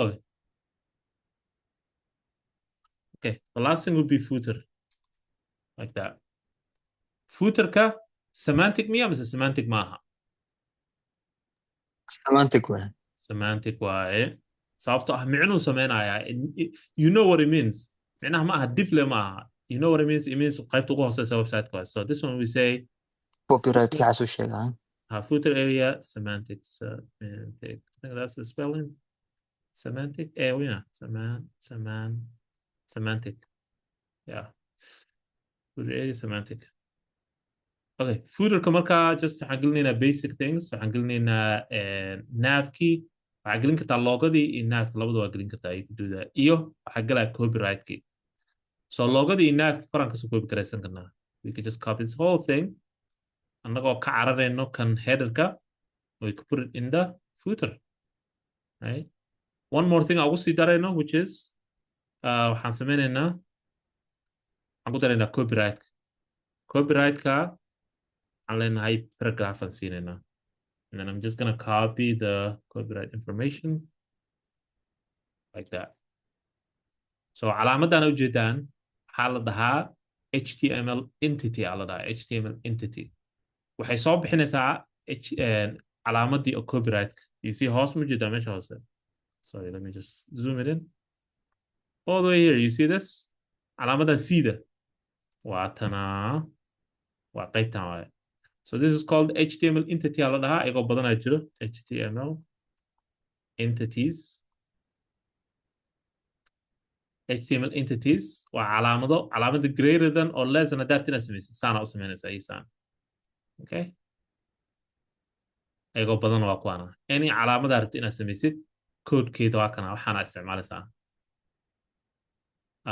laatana copyright-kii like that you want to create the euro lacagta euroda like this trademark calaamada trademark inaad samaysaata like that so let me share this with you so you can keep it as a reference HTML entities okay any questions so far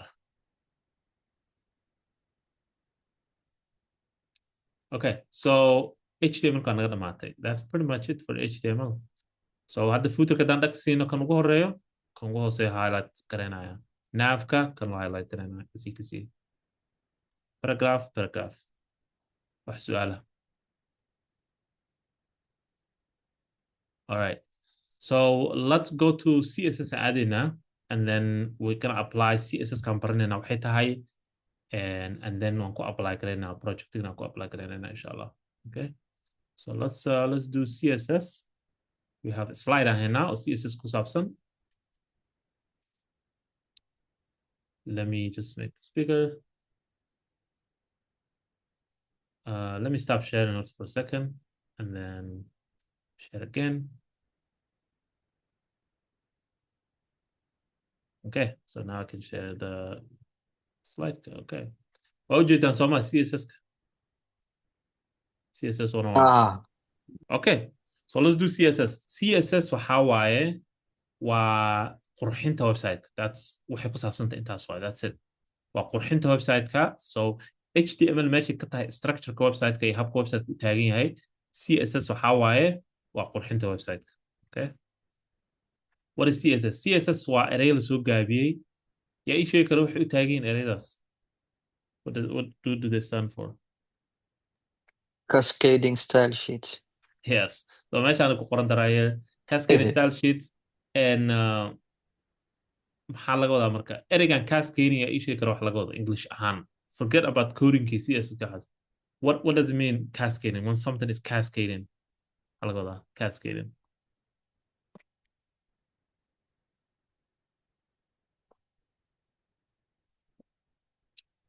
waxay dhahaan cascading situations cascading hadaa maqashid think about something fallen ama hoos u socdo so let's say camal waterfall camal biyaha is cascading over the meelaha meesha maxaa la jira buurta cascading marka waxaa wax hoos u daadanayo waay cascading let's say camal dominoes cascading waxay leeyihin effect oo micnaha marka hal la taabto kuwa kalena daadanayaan so but like it's a downward waa hoos cascading waa hoos waaye let's definition kisan fiirin actually because we're not English natives maybe you guys are English natives but I'm not cascading definition cascading describes the sequence of successive interconnected events or process where one action triggers the next in a chain reaction okay so just like dominoes camal waaye dhinaca daadanayo waaye oo isdaba joog ah much like flowing waterfall sida camal waterfall waaye it's highlighted the top down or step by step flow so wax daadanayo ama hoos u dhacayo that's cascading taas alla marka okay let's go back marka So cascading marka saa u fahanay, not this one, this is the HTML. Let's close that. Cascading saa u fahanay marka waxaa waaye waa wax daadanaya waaye. Marka CSS waxay taagan cascading style sheets, right? CSS. waan fahmi doonaa waxaas waxa laga wado. Waa magaceeda is really important. luuqadan habka u shaqeysa marka waxaa waaye waxay la shaqeysaa HTML. HTML haddii tahay script, if HTML is the script, CSS is the custom. I don't know what that means, but let's say camal guriga leedahay, you have a house. HTML waa lafaha guriga waaye, waa tiirarka guriga taagan waaye. CSS waa qurxinta guriga. So if you have guriga color sidaartina u samaysid, you want to make your guri yellow or whatever, right? That's CSS waaye. Any color, any qurxin, maxaa la jiray, hagaajinta proportionka, alignmentiga, and sida wax isku aadan yihiin, spaceka u dhexeeya, everything, habka loo align gareynayo, all that waa CSS shaqadeeda. Okay? HTML shaqadeeda ma taas. HTML waa inay outline gareyso qoraalka website-ka iyo content-ga. Okay?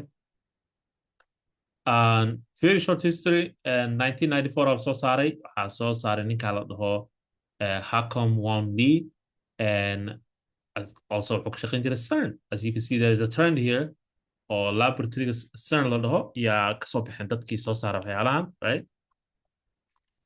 1996 yaa la caseeyey, waxaa lagu daray waxyaalo badan. 1998 version 2 la soo saaray oo lagu daray more stuff, sida camal waxa la dhaho positioning, media types iyo Z index. 2011kii la casriyey waxaa lagu daray animations waxyaalahaas, and then now hadda aan joogno it's fully maxaa la jiray fully fledged system. ilaa hadda weli waa la casriyanayaa. It's becoming luuqadii noqonaysaa oo programming itself. hadda luuqad programming ma aha, waa luuqad oo la dhaho styling language waaye, laakiin luuqad programming ay sii noqonaysaa hadda. It's becoming even more advanced hadda. Okay? How does CSS meet HTML? So labada in isbara waaye, right? How do they know each other? There's 3 ways isku baran karaan HTML and CSS. One way waxaa la dhahaa inline. Okay? It's called inline. Inline waxaa waaye HTML ka dhexdeeda waxaa gelinaysaa CSS-ki. You put HTML within CSS. Let's see example aan fiirina marka. Waxaan ku laabanaynaa project-ganagii. Let's go back. And waxaan bedelaynaa, we're going to change something. We're going to change the title-kaan aan bedelaynaa. Title-ka gudihiisa, H1-ka gudihiisa waxaa gelin kartaa waxa la dhaho style is equal to, waxaa gelin kartaa color. Let's do red, like that. Okay? Style, color red. haddaan ku laabano website-ka hadda marka maxaa dhacayo, title-ka kor wuxuu noqonayaa red. You see? So this is called inline aa la dhahaa. This is called inline CSS. This is not the best way. Sababka ugu fiican ma aha. Sababtoo ah, imagine you have waxyaalo badan aa haysataa, or maybe inta xaarta inaad ku define karayso waxyaalo badan. You want to make this one size-kiisa inaad bedeshaarta, waxaad dhigi kartaa font size, and then waxaa leedahay 20 pixels. waxaa bedelaysaa, let's say, background colorkiisa. This sheekadaana dheeraanaysa marka carada ka badnaanaysaa. So we don't want to do this. This is not the best way to go about it. So that's one way. One way waxaa waaye waa inline. The other way waxaa la dhahaa internal. Internal waxaa waaye it's a little bit better than style. maxaa la jiray inline-ka ka yara fiicanta waxyar. kuma daraysid HTML-kii tag kuma daraysid, but you have to within the HTML file ku dhex jirtaa. So head-ka korkiisa, within the head, right here, meeshaan kore, waxaa gelinaysaa wax la dhaho style tag. Style tag-kan gudihiisa marka waxaa ku qeexaysaa waxyaalihii aad ka samayn lahayd halkan. So let's say waxaa leedahay camal H1 aan rabaa inaan ka bedelo soo ma? waxaa leedahay H1 iga bedel calaamadan curly bracket waxay qeexaysaa, curly bracket is defining ruulasha meeshaan ku jira inaad sheegtid waaye. So camal waxaa leedahay color red, like that. Now if you go back, you have red color. haddaan bedelna colorka to see inay bedelan tahay, blue aan leenahay. You go back, blue. So waxaan dhahnay, all we did was H1-kaan soo qabaan niri, grab this H1, okay?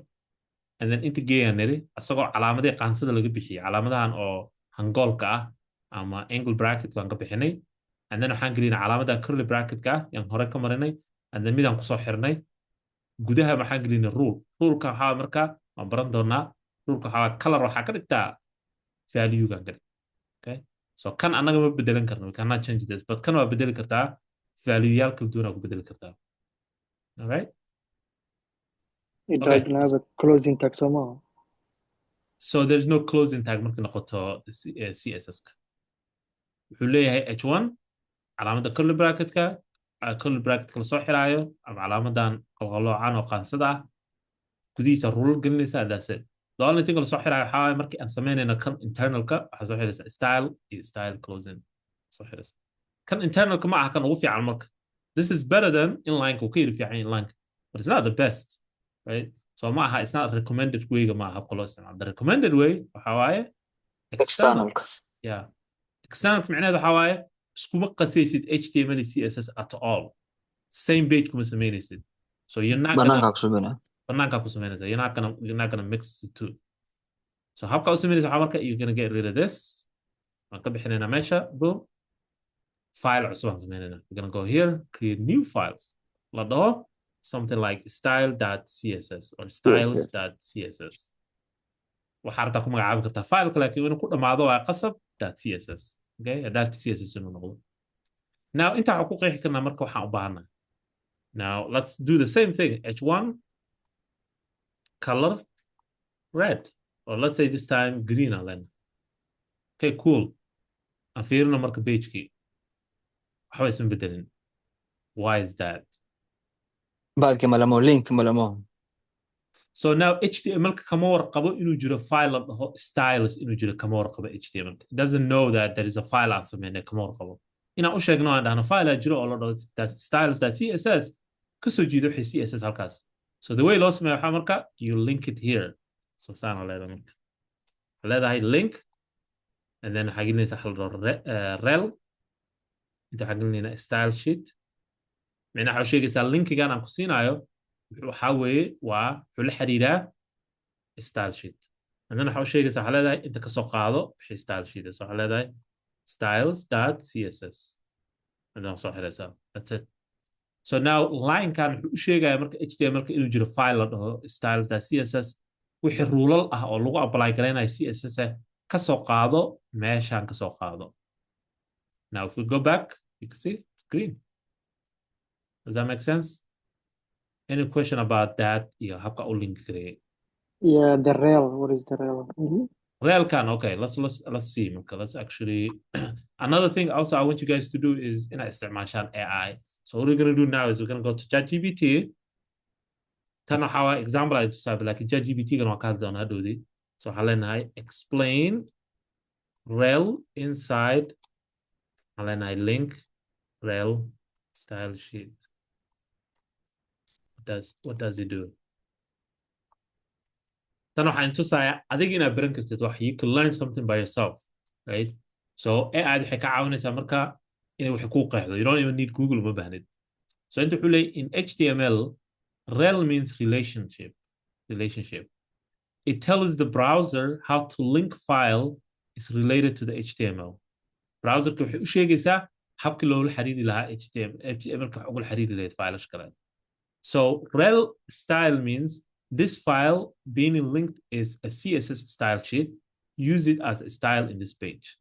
So relationship ka dhaxeeya waaye. So that's pretty much it. And then it goes more into it. So hadda ka bacdi use AI to understand waxyaalo kala duwan. If it's something that is not making sense, haddana wax ku clear ku ahayn, ChatGPT aa weydiin kartaa, no problem. Okay? So rel wakaasa waa relationship waaye wuxuu u sheegayaa HTML-ka wuxuu u sheegayaa file-kan aad rabtid inaad aadid waa style sheet waa waraaqad wax lagu qeexo oo style-ka lagu qeexo waaye. Okay? حتى waxaa dhigi kartaa af Soomaali lagu sharaxa dhigi kartaa xataa. Yeah, you could also say af Somali. You're right, exactly. Si fiican ku dhigaan. Af Somali igu sharax. Exactly. soo jiidaya af Soomaaliga soo jiidaya rel waxay u taagan tahay relationship oo micnaheedu yahay xiriirka ka dhaxeeya HTML-ka iyo fileka la soo xiraayo. So and then all that stuff. So you have something super powerful oo isticmaali kartid. So anything oo shaki kaaga jiro kaas ku laabo. Laakiin anigana waa intusaa insha Allah. I will explain everything. Aniga waxaan idiin sharaxaya wixii u baahantiin ogaataan waxa u baahan in ogaanin just guiding waaye barnaamijka waa mentorship so muhiimadda waxaa waaye inaadan ku micnaa waqti badan ku bixinin waxaadan u baahnayn okay so external kasaan dhahay is the best okay so always use external CSS u shaqeysaa marka how does CSS rule work CSS habka u shaqeysa waxaa waaye waxa ugu horeeyo waxaa la dhahaa this is called selector there is different types of selectors h1 waxaa la dhahaa this is called tag or element selector tag element isku tahay tag selector la dhahaa selector micnaheedu waxaa waaye h1 waxaa select garan kartaa h1 paragraph p da select garan kartaa div select garan kartaa section select garan kartaa header select garan kartaa like that so these are called tag or element selection style Allah there's other selections that you yeah ii sheegi karo is there one more selection yaa ii sheegi karo hab loo select garan waxaa jira waxa la dhaho class selection class on arki doonaa we will see that class selection classka waxaa waaye waa wax adi a qeexda waaye something you defined adiga on your own and we will see example arki doonaa I will show you example there's also waxa la dhaho ID selection ID there's almost like maybe 5-6 selections that we do in jiro the main ku ugu caansan ugu qatarsan waxaa waaye waa element selection ama tag selection class selection ID selection saddexdaan haddaad taqaanid you'll be good and we will see example arki doonaa mid kasto okay so this is called selection kan waxaa la dhahaa this one is called yaa ii sheegi karo maxaa la kan muxuu yahay property mo property right here property isma bedelayso waa rule ay sameeyeen dadkii sameeyey CSS you cannot come up with your own color Europe haddaad joogto ma dhihi kartid CLOUR ma dhihi kartid right I know like that's spelling dhinaca Europe you have to write it like this ayagoo badanaa jira marka there's also font size you have to write it exactly like that inaad saas u qortid waaye inaad dhahdi waa font dash size intee ka heli kartaa waxyaalaan where do we find referencega website-kii W3 schools right now habka loo qoro marka anatomiga ama habkii u qoranta CSS-ka waxaa waaye waxbaad select garaynaysaa waxaad curly bracket furaysaa waadna soo xiraysaa isla markiiba saadan u iloobin gudaha waxaa gelinaysaa shuruudo ama sharciyaa gelinaysaa sharciyadaas waxay u baxaan waa property iyo value property waa kana value waa kana value-gu isba bedeli karaa anytime value can change anytime adaa bedeli kartid indigo waa color magaciisa waxaa ku bedeli kartaa red blue yellow violet pink aa ku bedeli kartaa kan laakiin ma bedeli kartid it has to be like that sidoo kale font size-ka number kaartaa ku bedelan kartaa bx maxay u taagan tahay pixels u taagan tahay this one is pixels so pixels waa sida camal marka aad isticmaalaysid Microsoft Word have you ever used Microsoft Word let's open one let's open Microsoft Word because waxaan rabaa I want you to guys get it waxa ugu muhiimsan waxaa waaye let's say Word muhiimadda waxa ugu muhiimsan waxaa inaa waxay fahantaan waxaan qeexayno waa headerkii inaan xarabna farta ka bedelno colorka ka bedelno you could do the same thing waxaa ku samayn kartaa Microsoft Word aa ku samaysaa every day okay you do that same thing with Microsoft Word but you don't realize it or any editor so now inta waxaan qoraynaa welcome to the school farta haddaan rabno inaan bold ka dhigno maxaan sameynaynaa what do we do if you want to make it bold highlight up sameyna marka hore soo ma then intee taabanaysaa marka where you gonna touch bold aan rabnaa inaan ka dhigno dida yeah it's right there bold now waxaan rabnaa inaan ka dhigno italic waxaan rabnaa inay liicato ama gees u liicato ayda waxaan rabnaa inaan line hoos marino yuda right now waxaan rabnaa farta inaan weyneyno oo big ka dhigno what do we do fontiga bedelaysaa right here boom same thing for coding same thing for the coding just code le ku samaynaysaa hadda waxaan select garaynaa selectionkan waa h1 we're selecting it waxaa bedeli kartaa boldiga ku bedeli kartaa codeka italiga ku bedeli kartaa codeka line oo hoos marin kartaa CSS farta bedeli kartaa waxaa kaloo bedeli kartaa family font ala dhaqwan these are called family fonts ka bedeli kartaa to whatever you want right you could change the color right here farta bedeli kartaa right boom Now waxaa kaloo bedeli kartaa background-ka. Okay, I don't want to make it too crazy. Background-ka. All that stuff waxaa ku samayn kartaa CSS na ku samayn kartaa. You could do all that with CSS. H1 kaana dhahnay waa anagoo highlight gareyn camal furtay. So we highlighted. And then color indigo waa anagoo color click siinay dooranay color indigo. Font size-ka waa anaga oo click siinay meeshaan dooranay far ka duwan farahan. Kuwaan pixels ala laftirkooda. These are all pixels. Or I think points waaye marka noqoto features meeshaan Microsoft Word. But it's the same thing. Okay? So just keep in mind CSS marka noqoto it's just adigoo hagaajinaya camalkan oo quruxsanaya wixii. That's all it is. Okay. So this is the anatomy of habka loo sameeyo waa property iyo maxaa la jiray iyo value. This will come up in interviews ka. Haddii aad CSS waxaas lagu weydiiyo, they will say, okay, give me what is property in CSS lagu leeyahay.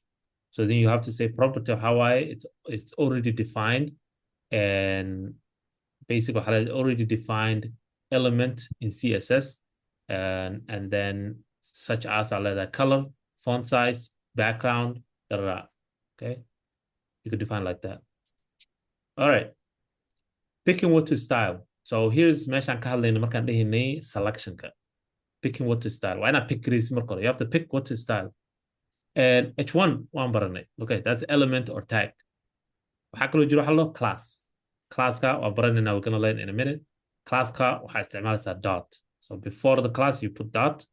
And then you have ID. Before the ID, you put alamada hashtag. CSS ka dhexdeeda markaa ku jirtid, just like this. You see, meeshaan si u eg tahay.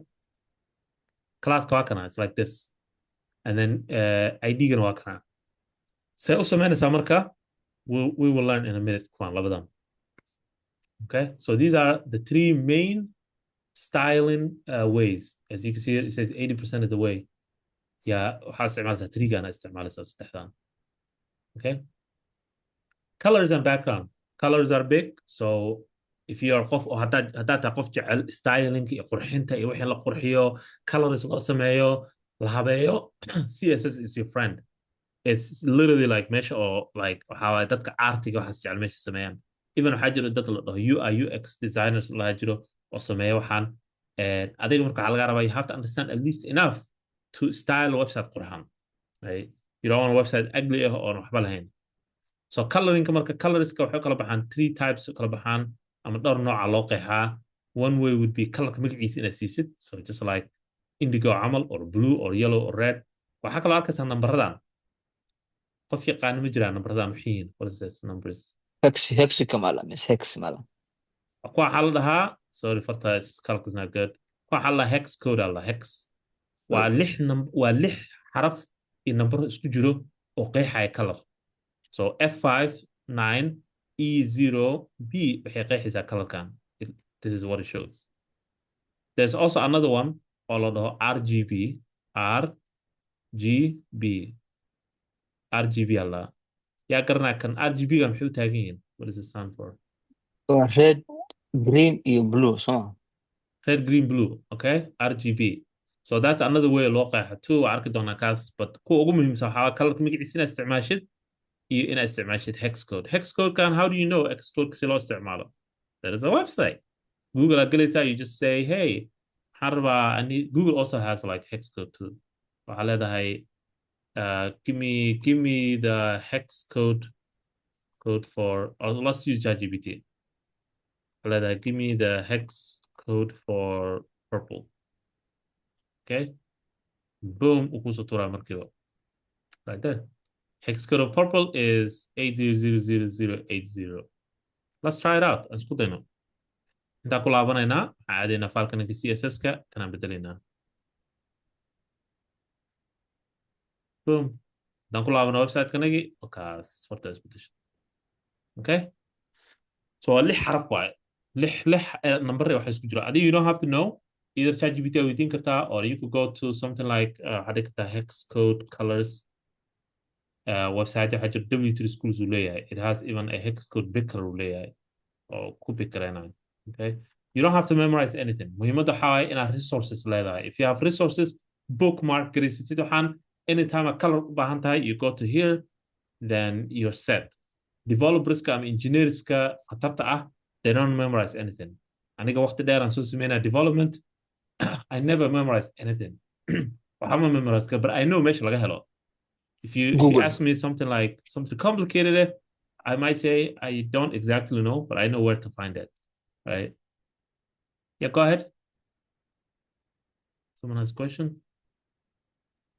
Google garanaysa waxa u baahantay yeah qasam you, ayna xasuustay exactly Google and even today is better waaga hore ani markaan baranayo ma jirin AI there was no AI so Google ay gelinaysaa laakiin hadda AI jirto anything you don't understand you put it in here halkana gelinaysaa okay asaa ku sharaxayo so we have that color let's see waxaa nooga haray slidekii so colors waxaa kamid ah background colors you know you could just say background dash color and then boom color kaartaa siin kartaa typography and fonts CSS-ka waxay aad xoog u saartaa farta noocay tahay typography waxaa noocay tahay farta fonts waxaa fararka kala duwan sida camal Times New Roman Georgia mid waaye there's Arial there's a lot of them jiro Google wuxuu leeyahay they have free fonts leeyihin Google haddaa gelisid Google free fonts not courses fonts Google waxay leeyihin a bunch of free fonts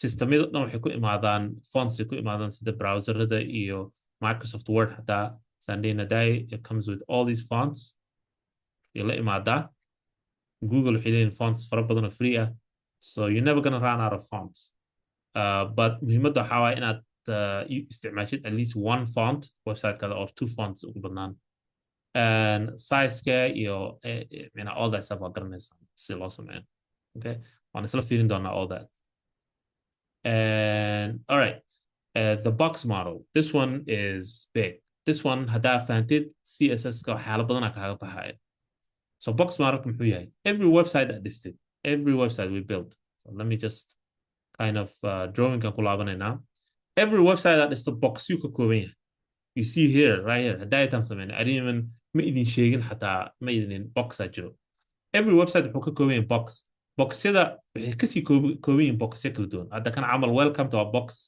and then maybe there's a qoraal oo inta ku yaallo isagana box waaye qoraal kale jiro box kale waaye and then within here also this one is a box kale kan kale loogada waa box gooni ah and navigation kana waa box gooni ah within the navigation mid kasta box gooni waaye like that so the whole website lagu sheegaya dhan wuxuu ka kooban yahay boxyo so now haddaan rabno inaan manage garayno boxyadan alignmentigooda ay sida iskugu dhow yihiin waxaa jira wax la dhaho margin kulligood waxay leeyihiin each box wuxuu leeyahay let's aan qaadano box meeshaan aan geysano let's make a box big like that one box colorkiisaan bedelaynaa let's come up with a nicer color we have one box let's say camal this is a logo box let's say logo here okay the logo box aan soo weynayna now the logo box marka wuxuu ka kooban yahay dhowr wax wuxuu ka kooban yahay wax la dhaho borderka waxa waaye waa waxaan tusaayo meesha waaye so this is called border waaye borderka waa manipulate garan kartaa marka you could change it widthkeeda bedeli kartaa ballaceeda bedeli kartaa noocay tahay all that stuff bedeli kartaa waxaa kaloo jiro wax la dhaho wuxuu kaloo leeyahay wax la dhaho padding waxa waa spaceka u dhaxeeyo borderka iyo loogada u dhaxeeyo loogada marka ayada laftirkeed waxay leedahay wax oo celinaya leedahay ka ilaalina wax kale so spacekan u dhaxeeyo waxaan dhihi jiray let me just use another color spacekan u dhaxeeyo this little spacekan u dhaxeeyo it could be big it could be small waxay ku xiran tahay loogadan inay leedahay properties waxaa laakan padding space paddingka waa English ahaan padding maxaa laga wadaa what is padding af Soomaali ahaan ka wadaa padding maxaa laga wadaa masaafada gudaha ku taala Soomaa padding waxa waa suuf waa padding ama waxa waa wax ka celinayo so let's say camal markii alaab la diraayo mailka alaab markii la diraayo so alaab jabays markaad dirayso soo ma gelisid waxyaalo oo styrofoam ka dhacaan balas suufkaasaa gelinaysid yaa xalla padding space alla this is the padding let's say camal ciyaartooyda footballka like American football waxay garbaha gashtaan bahalo suuf ah kuwaas waxaa lahaa padding shoulder pads aa lahaa waxyaalo suuf ah oo shoulderskaada protect gareynayo kabahaada sidoo kale waxay leeyihiin waxyaalo oo la geliyo oo kuu diidaya inaad wixii dareentid so padding Shin pad waa ay dhahan soo space maaha. yeah so space waa Waxda padding shin pad. exactly go ahead Waxda lagu dheelo shin pad kay dhahan soo maaha oo footballka oo caadiga international. oh yeah baasha oo la gashto micnaha shinkaada lagu Jilbaha ilaalinayo hoostooda. Jilbaha hoostooda. so paddingka marka waxaa waaye waa borderka iyo waxa u dhexeeyo iyo waxa gudaha ku jiro contentiga so let's just write that down you can write as a note aqoran kartaa the space between the border and the contentiga loogu noqon karaa sawir noqon karaa whatever okay and that's the pattern then there's another one too marka mid kala jirto let's use a different color Margin. outside-ka banaankan meeshan so xeeba meelaha marginka ah waxaa la dhahaa kuwan waa marginka waa banaanka kore waaye so haddaan ku dhaho magaalada marginkeeda ama magaalada banaankeeda kore waaye camalaa laga wadaa so elementigan banaankiisa kore waxaa la dhahaa margin waa weyneyn kartaa waa yareyn kartaa marginka you can make it bigger or smaller right? so marka marginka yareys maxaa dhacaya marka waa sida camal let's say guryaa jiro there's houses guryaa jiro let's use a different color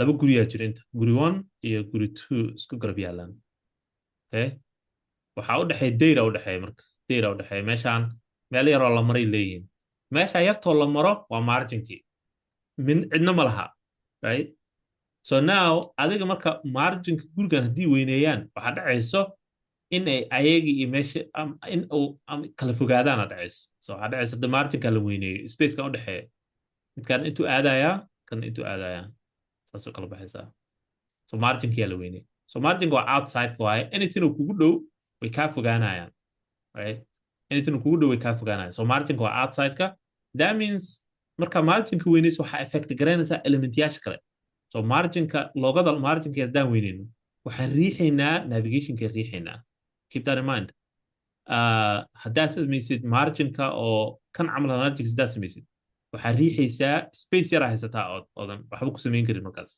okay so marginka wuxuu effect ku lahaanayaa elementya waxyaalaha kale boxyada kale meelaha ku yaala oo geesaha ka jiro so that's kana waxaa la dhahaa this is called box model this is called the box model box model maxay tahay box model waxaa element kasta oo html leh oo website-kaada ku kooban wuxuu leeyahay padding border iyo margin sorry about that wuxuu leeyahay thought I put in do not disturb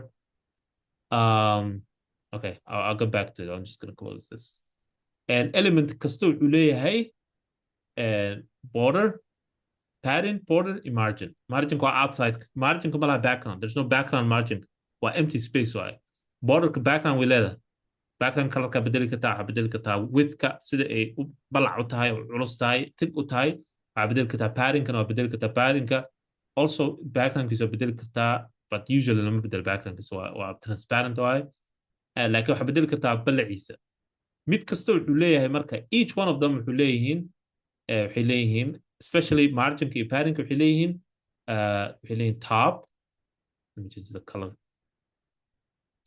top bottom right iyo left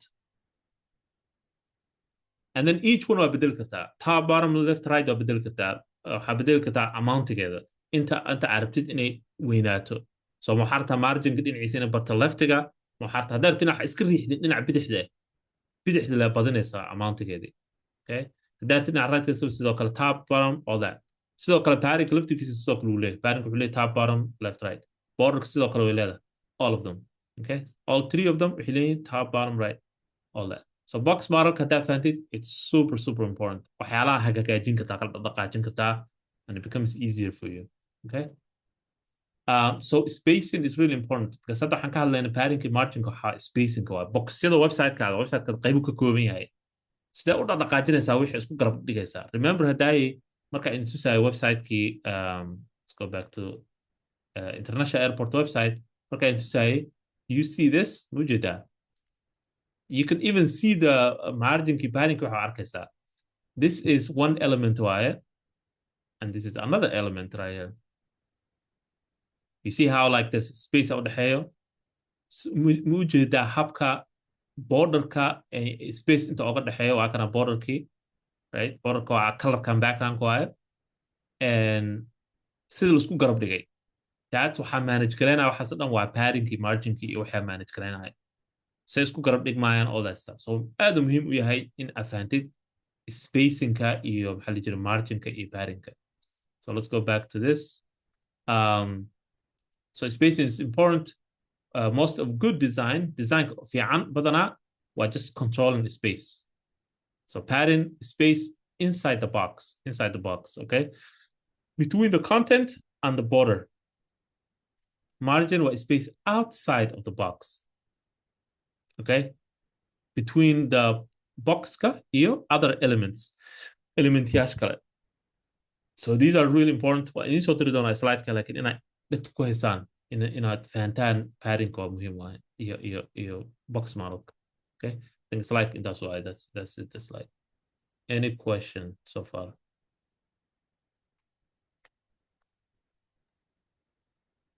No question.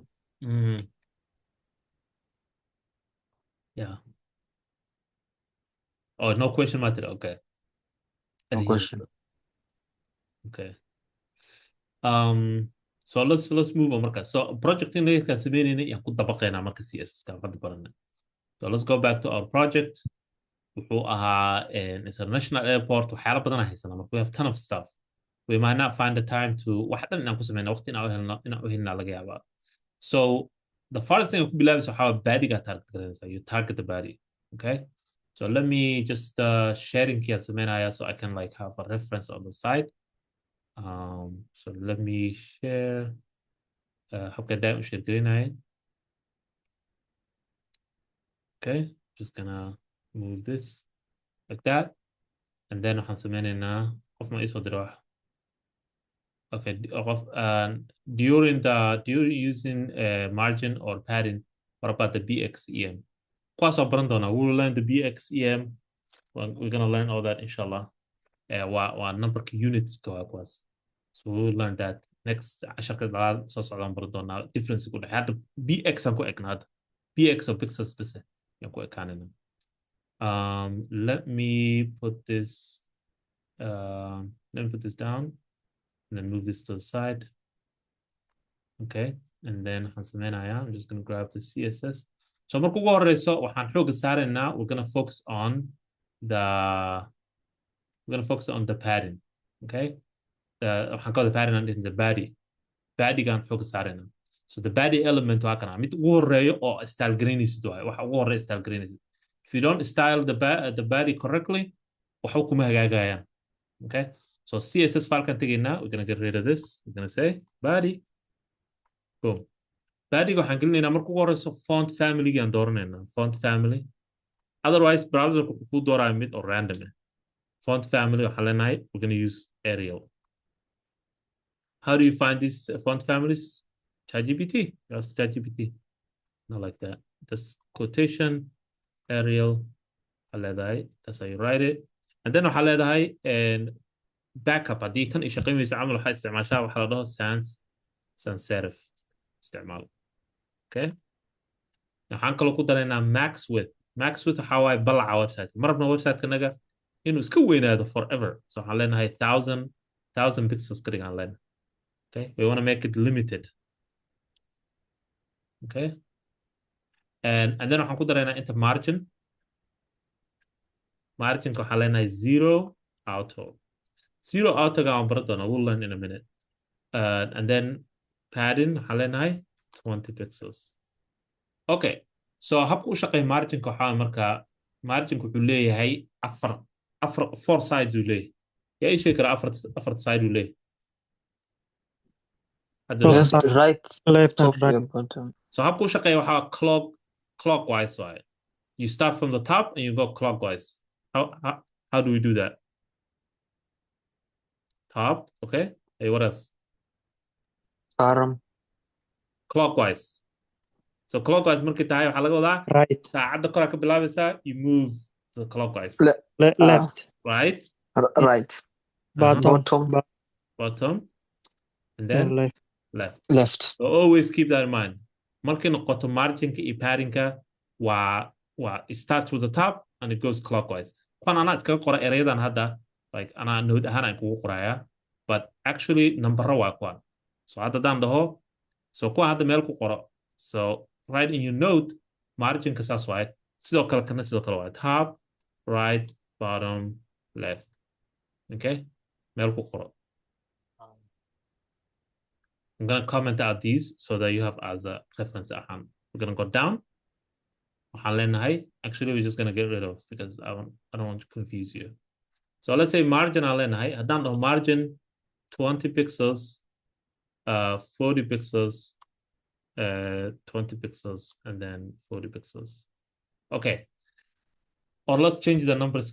Let's say 80 pixels, and then 50 pixels. Okay. Question 80 pixels كم حواي side كواي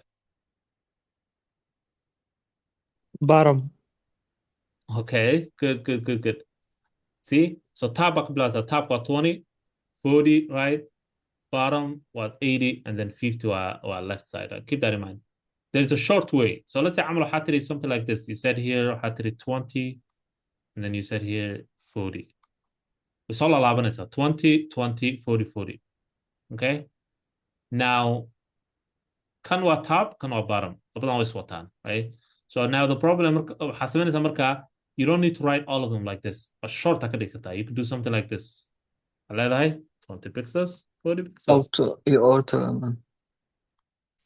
20 pixels 40 pixels maxaa laga wadaa marka this is a short hand waaye 20 muxuu noqonaa this time top short hand waaye we collapsed waa isku soo collapse galayna so 20 wuxuu noqonayaa top iyo bottom 40 wuxuu noqonayaa left and right does that make sense so isleeyihiin marka waa iswataan so labada dhinac left and right waxaa waaye 40 20 so tan waxaa la short hand alda this is called short hand version macalin I got a question marginka topka iyo bottom iyo leftiga haddii kan 20 hadduu top noqdo hoos bottomna ma ka dhigi kartaa 40 mise waa ilaa 20 isla ahaadaan waay haddaa short hand samaysid waa inay 20 isla ahaadaan this way haddaa u qortid waa wuxuu noqonayaa top iyo bottom waa 20 haddaa rabtid inaad bedeshid hoos haddaa rabtid inaad bedeshid waa inaad sida habka hore u qortid there's another way too this is another way margin top this is another way 20 pixels margin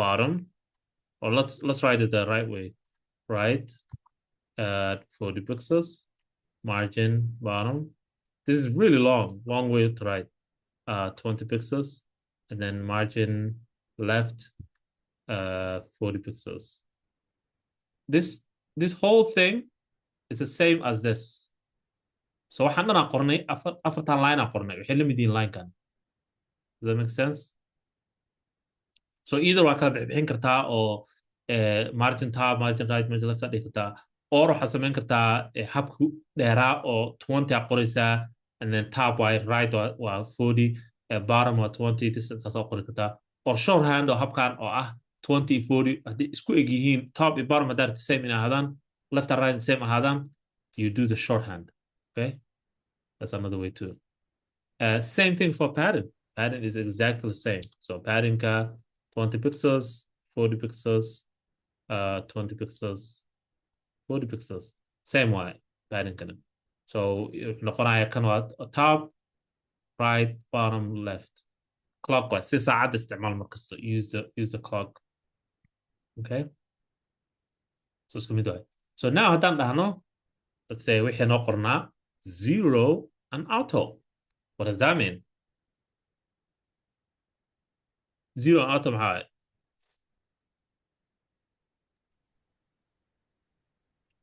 zero maxay noqonaysaa dhinacydee waay zerodu top miya so zero waxay noqonaysaa dhinac bay noqonaysaa dhinac baan zero siinayna macnaheedu waxaa ha siinin any margin ha siinin laga wadaa laakiin side kee waay ma right left ba ma top bottom ba which one it is top Top. waa so zero waxay noqonaysaa top and bottom right so top and bottom waxaan niri waxba ha siinin so website ka haysanaa we have here the website let me just bring it up we have the website waxaan niri website kanagoo dhan the whole website the body kor waxaan niri let me just make it kor waxaan niri zero ka dhig hoos waxaan niri zero ka dhig marginkeeda left and right waxaan ka dhigtaa auto markaa dhahdi micnaheeda waxaa laga wadaa si automatic isku bedelaya size-ka oo marginka that's all it is okay so this is hab oo website badan loo sameeyaa daartid wixii in center ku noqdaan all the elements ki wixii dhan saana loo sameeyaa and then padding aan siinayna let's do 20 pixels padding 20 pixels padding markaa siiso website-kii heer isku bedelaya you see how like there's a space here markaa siisi hal number micnaheedu maxaa laga wadaa markaa siisi hal number what does that mean does it mean hal dhinac bes ka bedel 20 ka dhig maa laga wadaa kulli ku noqonaa hal number All- waa kulli all sides aa laga wadaa oo size yeah one number haddaa siisi margin or padding micnaheedu waxaa laga wadaa waa all sides yeah all sides aa laga wadaa laba number haddii la siiyo waxaa laga wadaa numberka hore waa top and bottom numberka labaad or auto ha ahaado ama number ha ahaado xurba ahaado waa left and right aa laga wadaa that's all it is same as padding so intaas haddaa fahantid ka fahantid margin padding you got it the body waa naga dhamaada marka we're done with the body now hoose aadaynaa we're gonna go to the second thing saa ku ogaanayna ina aadno html kaa fiirinaysaa maxaa ku xigo body what is the elementiga body ku xigo body maxaa ka hooseeya h1 header header Header. right here header aa ka hooseys right so header kan target garanaynaa marka we're gonna style the header so waxaan leenahay marka header boom headerka markaa maxaa u baahana marka we have to go back to websiteka siduu ekaa headerka waxaa u baahana saa inuu noogu ekaado we want it to look like this so how do we style that what we're gonna do is waxaan ku bilaabaynaa marka hore waxaan leenahay fartan dhex bartamaha geenayna farta bartamaha haddaa geerto inaad geysid saan ahay by the way you see how hinting ii sameyna halkan it's giving me a lot of hints that's because of the extensions ka soo downgradeay oo html and css extensions so annaga align ka rabnaa text align gonna say center waxaan kaloo gelinaynaa background color aan gelinaynaa background color la dhaho tii bluega ahayd I'm gonna copy the hex code key this is the hex code maxaa halkaa naga qaldan something is wrong here it's underline waxay noo undergaraynaysaa meeshan what do you think is wrong waxaa ka maqan d ka maqan waa background yes if you mess up the spelling it's not kuma ogolaanayo wixii ma dhahayo spellingka illow somehow we're just gonna move forward you know underline kugu sameynayo and also internet ku sheegaysa see unknown property background so inta d naga maqan background color also if you forget this one calaamada haddaa ilowdid still issue you see calaamada squiggly line kan oo reedka haddaa aragtid waxaan reedkan yarka haddaa aragtid micnaheeda qaladaa jiro waaye don't move forward haddaa halkan ku aragtid ama halkan ku aragtid wax baa soo qaladay haddaa kan ilowdo oo isku dhamaatay two laftirkeeda if you do something like this yeah I mean kan waa saxday but still there's underline red that's because waxaa ilowday labada dhibcood halkan so all that qaladaadkaas iska ilaaliya arday badanna way ku dhacaan markay noqoto bilowga inaad og tahay inaad garanaysa inaad qalad ku jirto in kalaa muhiim ahbo alright let's add fartaan bedelaynaa colorkeeda let's make it white waxaan kaloo bedelaynaa paddingka waxaan ka dhigaynaa 20 pixels and 0 quiz what 20 pixels 0 maxaa laga wadaa 20 maxay tahay 0 na maxay tahay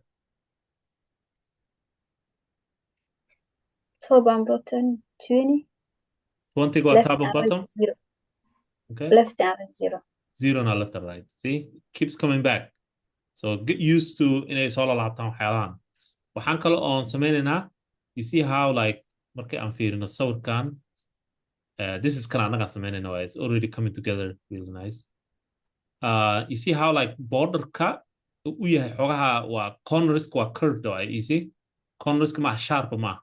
So let's change habka loo bedelaa corners kaas. All you border have to do, radius sooma yeah, border radius ku daraysaa. Border radius. Number I've seen is something like 8 pixels. And then now the corners ka are better. You see, it's coming together. Website connect international airport, all that. At that navigation kind of focus in a minute. So header intaas nooga dhamaatay. But laakiin headerka gudihiisa waxa ku sii jiro waxyaalo kale.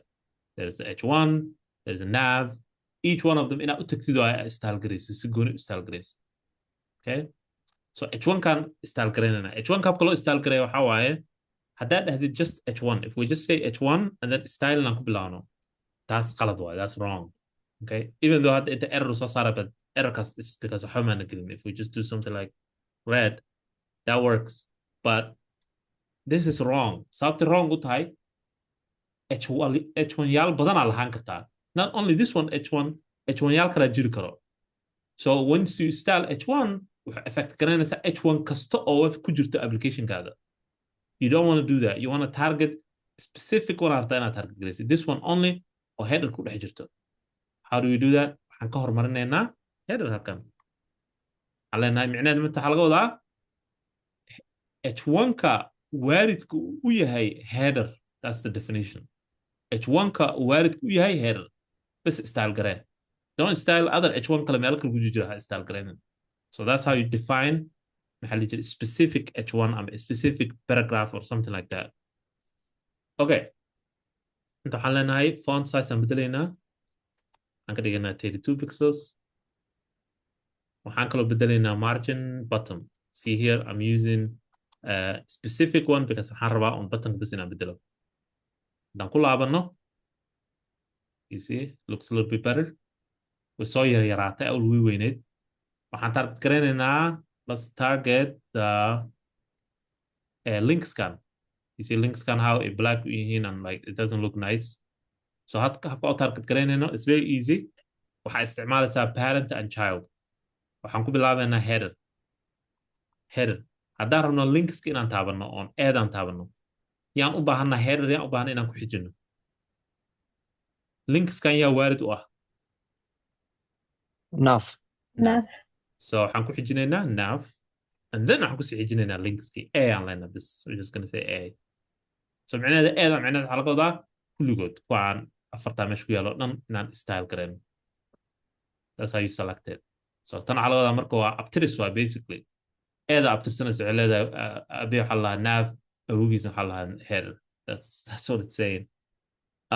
Okay, colorka bedelaynaa. Let's change the color, white. Waxaan bedelaynaa font weight. Font weight waxa waaye sida hadaaya aan baranaynay oo maxaa la jira Microsoft Word markii aan highlight gareynay aan ka dhignay bold. That's font weight. Okay? So font weight ka xalada bold. You just say bold. Number no siin kartaa, you could say something like 600, 700 waa bold waaye. 500 waa light bold waaye. So keep that in mind. The number we jiraan. Underline ka rabna inaan ka bixino. It has underline. You see how farta cadaatad now? Like there's underline. yaa yaqaan habka underline looga bixiyo far. text align isticmaalaysaa Text waxaan sameynaynaa underline ka tarabna inaan bixino decoration, right? Decoration maxaa leenahay? Qurxinta iyo underline ka waxaas ka bixin ka wadnaa basically. Text decoration ka dhan ka bixi oo ah underline ka waxaas. Waxaan kaloo ku daraynaa margin. Waxaan leenahay margin 0.15 pixels. What does this one mean? Maxaa laga wadaa tan? Margin 15 pixels maxaa laga wadaa? 0.15. Top and bottom is 0 and 15, right and left is 15. Okay.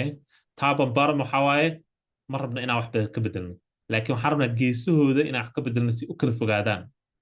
Remember hadda isku dhaweeyeen oo isku dhignaayeen. Haddaan ka bixina kan, if we remove this, waa isku dhigan yihiin. Boom, like that. Haddii aan gelino, waa kala fogaanayaan.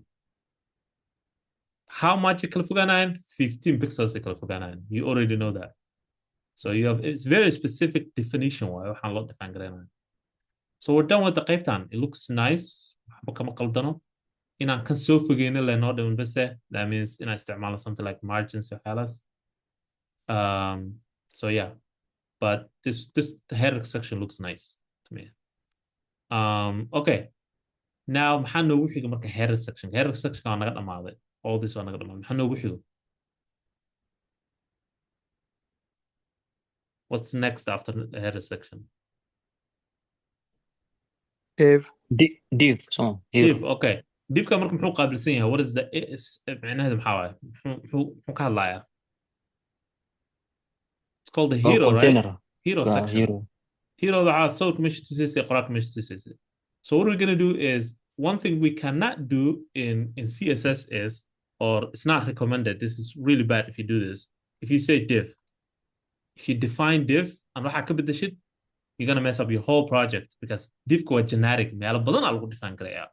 So now, anything I put define karaysa inta waxay affect karaysa every div oo ku jiro application kaada. So for that reason, this is where class will so go like class. So what we're going to do is we're going to say class is equal to hero. You can say hero, you can say anything you want here. But you have to write it like this. Class is equal to quotation hero. Hero, it could be any name. Just like anything something like hero section, hero. But it has to be one array.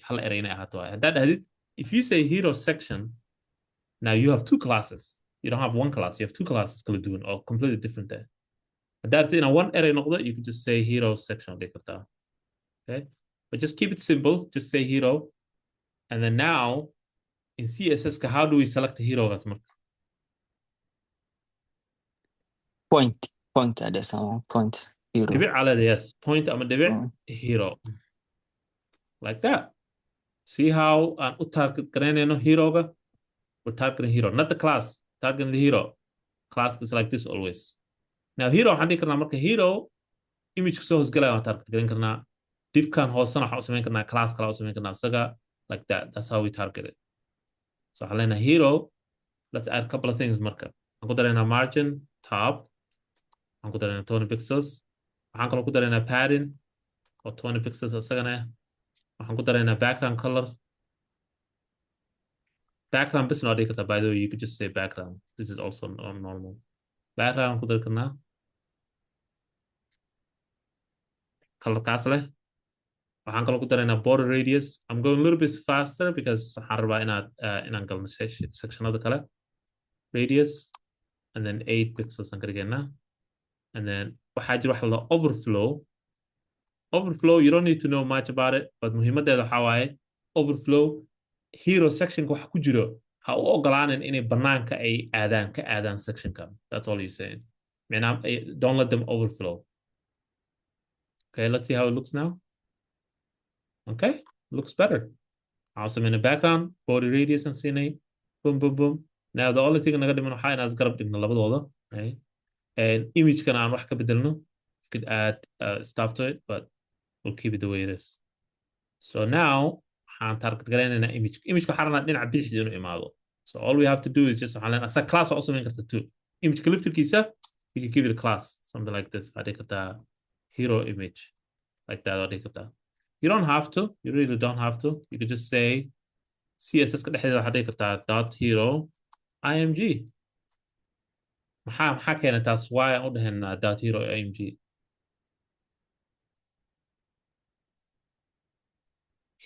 hero oo divkan iyo imagekan maxay isku yihiin? Relationship ka dhexe maxaa waaye? maamo iyo cunugeeda cunugeeda. So imageka waa la dhalay oo wuxuu ku hoos jiraa divkan ku hoos jiraa. Divkan marka waxaan ku target garaynayna waa hero. So waxaad dhigi kartaa just like a day aan dhahnay meeshaan header h1 aan dhahnay, you could say that hero image aad dhigi kartaa. Now imagekan target garaynayna. Imageka waxaan rabnaa inaan gelin dhinaca bidixda. So waxaan leedahay float left. Okay, and then waxaan rabnaa inaan dhahno spaceka aad qaadanaysa ma rabno inaad qaadatid full space. So waxaan leenahay widthkiisa waxaa ka dhigtaa 40, about like 48%. 48% maxaa dhahayna maxaa half aan kala qaybinaynaa. Ogow haddaad aadid 50 waxaa jiro padding iyo margin aa jiro, so spaceka ayagaa xir qaadanayo. So you want to keep it maxaa la jiray kan kalena waxaan dhahaynaa 48%. so 4% soo haraysa 4% kaas wuxuu qaabilsanaysaa spaces u dhexeeya okay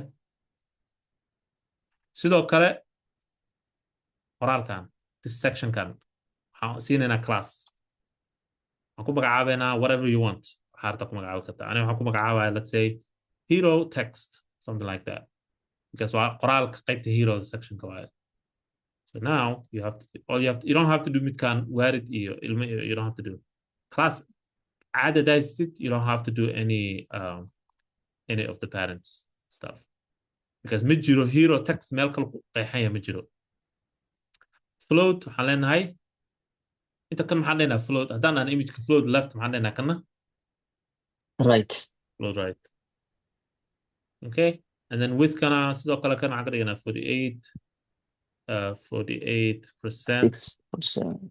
yeah percent calaamad percentiga and then waxaan ka gelinaynaa text align aan leenahay maxaa qoraalada waxaan rabnaa dhexda inay imaadaan text align center so if we go back boom just like that isgarab yaalaan so that's all we did right now waxaan sameynaa isgarab dhignay kana dhexdaan geyna textigan dhexdaan geyna haddaan iska dhaafno textigan dhexdeeda we say something like this get rid of that and what happens everything goes to the right to the left side okay so let's add that boom okay so qaybtaas waa hagaajinay so for now you have like a lot of idea habka loo sameynayo you keep going like this so waxaad samaynaysaa now h1 kan aragta inaad samayso how do we target h2 gan se u target garaynaa css ka dhexdiisa how do we target h2 class siinaysa ma yeah waarid u ah you start with that question who's the parent of h2 div hero text yes divku wuxuu leeyahay lagu garan karo hero text magacaan u bixina hero text la so now h2 gaas habka u targetinaysa waxaa leedahay hero text h2 it's not any h2 it's midkii uu dhalay hero text so that's what it's saying wiilkiis yeah and then you could define it whatever you want I mean like we have I'm just gonna copy the so we don't have to keep writing fartale ka bedelnay colorka ka bedelnay margin yaraan ku darnay and then the whole thing yeah you could just keep going like that you see fartaan ka bedelnay saas muhiimadda hadda wax ugu weyn aad fahmaysaan hadda ma rabi inaan maanta dhan sii wadno wixii o dhan laakiin muhiimadda waxaa waaye hab markaad target garaynaysid waa inaad la socotay htmlka meeshay maraysaa intaan maraynaa hadda kanaan ku xijinaynaa hadduu div jiro ama section xataa hero wuxuu baahan class section hadduu jiro class u baahan ama waxaad siin kartaa id instead of class you can give id so let's say unique id go unique yes so one inta waxaan leenahay marka content yaan leenahay let's call it content whatever aad ku magacaabi kartaa css ka daarno inaan wax ka bedelno kaas sectionkaas maxaan dooranaynaa halkan hashtag yeah id hadduu jiro waxaa leedahay hashtag content yaa leedahay like that the difference u dhexeeya maxaa marka id-ga iyo classka difference u dhexeeya waxaa waaye classka id-ga horta ma dhihi kartid you cannot mid kale oo content ma samayn kartid this is unique right id-ga waxaa loo isticmaalaa waxyaalo badan not only css-ka but like waxaa loo isticmaalaa waxa la dhaho anchor link loo isticmaalaa classka is more maxaa la dhihi jiray isticmaalkiisa ka roon id-ga marmar le u baahanta bis majority of the time classka isticmaalaysa so hadduu jiro generic container sida camal div iyo section always use class unless you have to use id-ga ha isticmaalin as like normal markas waxaa isticmaalaysa classka so yeah and then also classka wuxuu leeyahay class kalaa ku dari karta halkan you can say something else you can say hero waxaa dhihi kartaa another class whatever class kala ku dari kartaa you could add multiple classes within here right laakiin id kuma dari kartid only hal xaba bas u baahan mid kale ma qaadanayo that's the only thing difference ugu dhex inta badan waaye also waxaa jiro waxaa la dhaho css specificity wax la dhaha jiro look into that ChatGPT weydii css waxaa weydiisaa explain css specificity I have no idea how to spell that horumarka mise muhiimadda kii kale hor macnaha muhiimadda yeah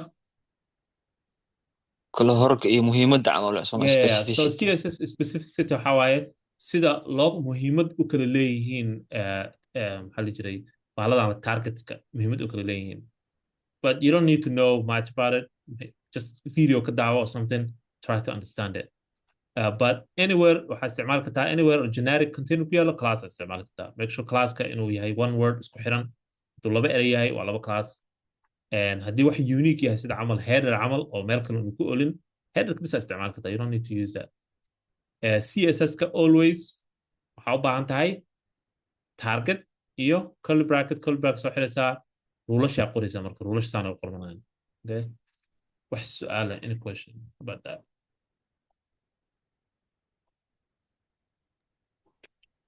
I have a question laka waxaa ku wareersanahay calaamadahan sida loo qaadanayo lacagta calaamadee kuwan dib iyo kuwana no diffkama calaamadaha isticmaalaysid like hero labada calaamo qoyska gelinaysid and then equation marka isticmaalaysid and then no that makes sense so this one waxaa la dhahaa class waa for example camal kaba soo qaad camal waxaa jiro let's say camal meel baad samaysatay dukaanaa samaysatay dukaankaa samaysatay dukaano kaloo badanaa jiro oo la mid ah magaca rabta inaad u samaysatid waa saas camal dukaankaada haddii aad kor ku qortid let's say camal kor waxaa ku qortid dukaan right waa difka camal waa markaas dukaankee tahay de we don't even know which dukaana tahay right so classka wuxuu siinaya marka magac uu siinaya magac gooni ah oo lagu gartuu siinayaa difkan kaas ma aha laakiin macna inta ka hadlaysa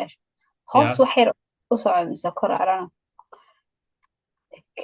all marks like calaamadahan like hada href oo kale calaamadas how can u xifdin karaa calaamadaha isticmaasha different mid kasta oo gasho that's a good question so calaamadahan so waxaan dhahnay href waxaan siinay value ama wax lagu qeexayo waaye so href muxuu yahay waxaanu yahay kan calaamadan waa placeholder waa micnaheedu waa wax meel u yaalo oo hadhowdii la isticmaali doono inta waxay noqon doontaa something like this noqon doontaa google.com noqon doontaa intayna noqonin ma hayna hadda waxaan gelino so waxaan iska gelinay calaamada hashtag iska gelinay marka waxaa leeyahay calaamada hashtag iyo tan maxay ku kala duwan maaleed meeshaan ku qornay iyo ku haa color oo kale hadda laba dhibcood so calaamadahaas dhan I feel confusion is it in like memorize ma u baahan yihiin calaamadahan waxay u baahan yihiin just practice u baahan yihiin ogow mar kasta ood qoraysid color wuxuu wataa saan waaye so kalka intaan isbedelaysa moogi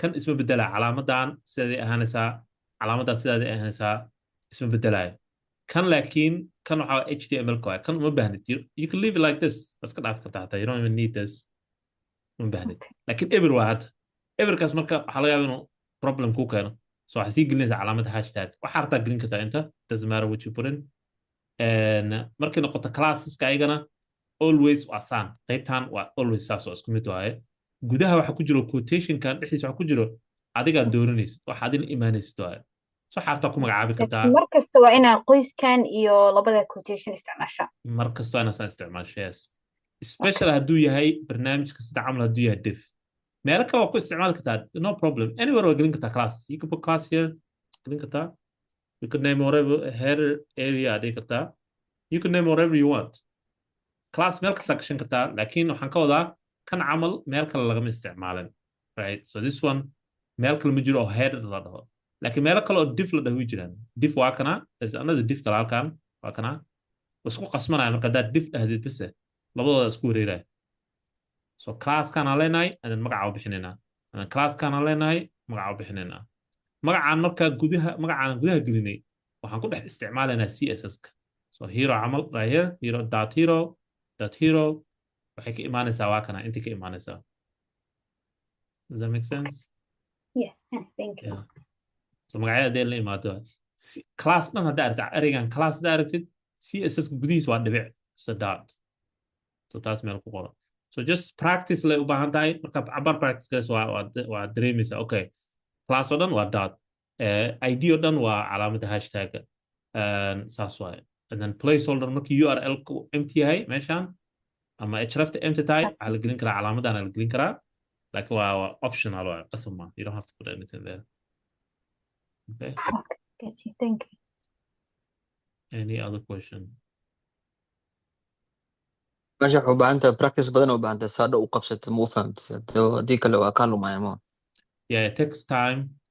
waxaan isbuuca dhan waxaan sameynaynaa waxaa waaye waad qoraysaa waxaana qoraysaa waa isku dayaysaa you go back and forth waa inaad qorta isku dayaysaa and then you try to finish qaybo kala duwan caawinaada helaysaa waxaas marka haddii qayb aad fahmi weyso let's say camal qaybtaan aad fahmi weyso copy garee ChatGPT u geeyo waxaa dhahda ii sharax explain it in detail af soomaaliga u sharax waxaa rabtid si aad u fahantid okay iyo xataa documentationka xataa aa la aqriyo documentationka waa si fiican u fahmaysan ama aad iyo aad aad iyo aad so project iniga 100% maana dhammaystirin which is fine waxaan sameynaynaa anaa soo dhammaystira waan idiin soo diraya insha allah waxaan sameynaynaa we're gonna look at the AI de marka the AI let's look at here waxaan leenahay laba section aan leenahay mid waxaan leenahay assignment 1 oo codingka ah assignment codingka ah first ayad waxaad sameynaysaa barnaamij saan camal u egaa sameynaysaa this is what you building assignment coding waxaad dhisaysaa web page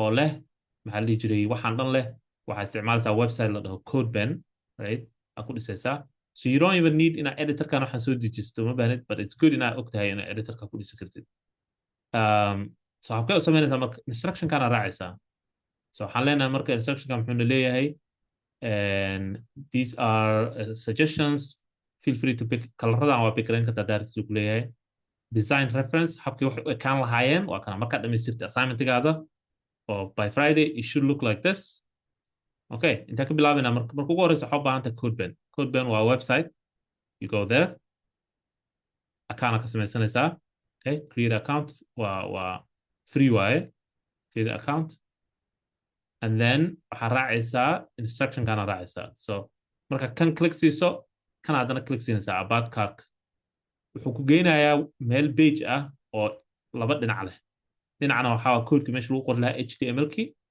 dhinacna waxaa waa website-kii kasoo baxayo so this is very helpful markay noqoto let me just make it bigger so that you guys can see markay noqoto maxaa la jiray dhisitaankii uma baahnid editor iyo Visual Studio Code waxaas uma baahnid but before you do anything waa inaad dhahdid fork why fork u dhahnaa what does fork do fork meesha hoose ku taala let me calaamadee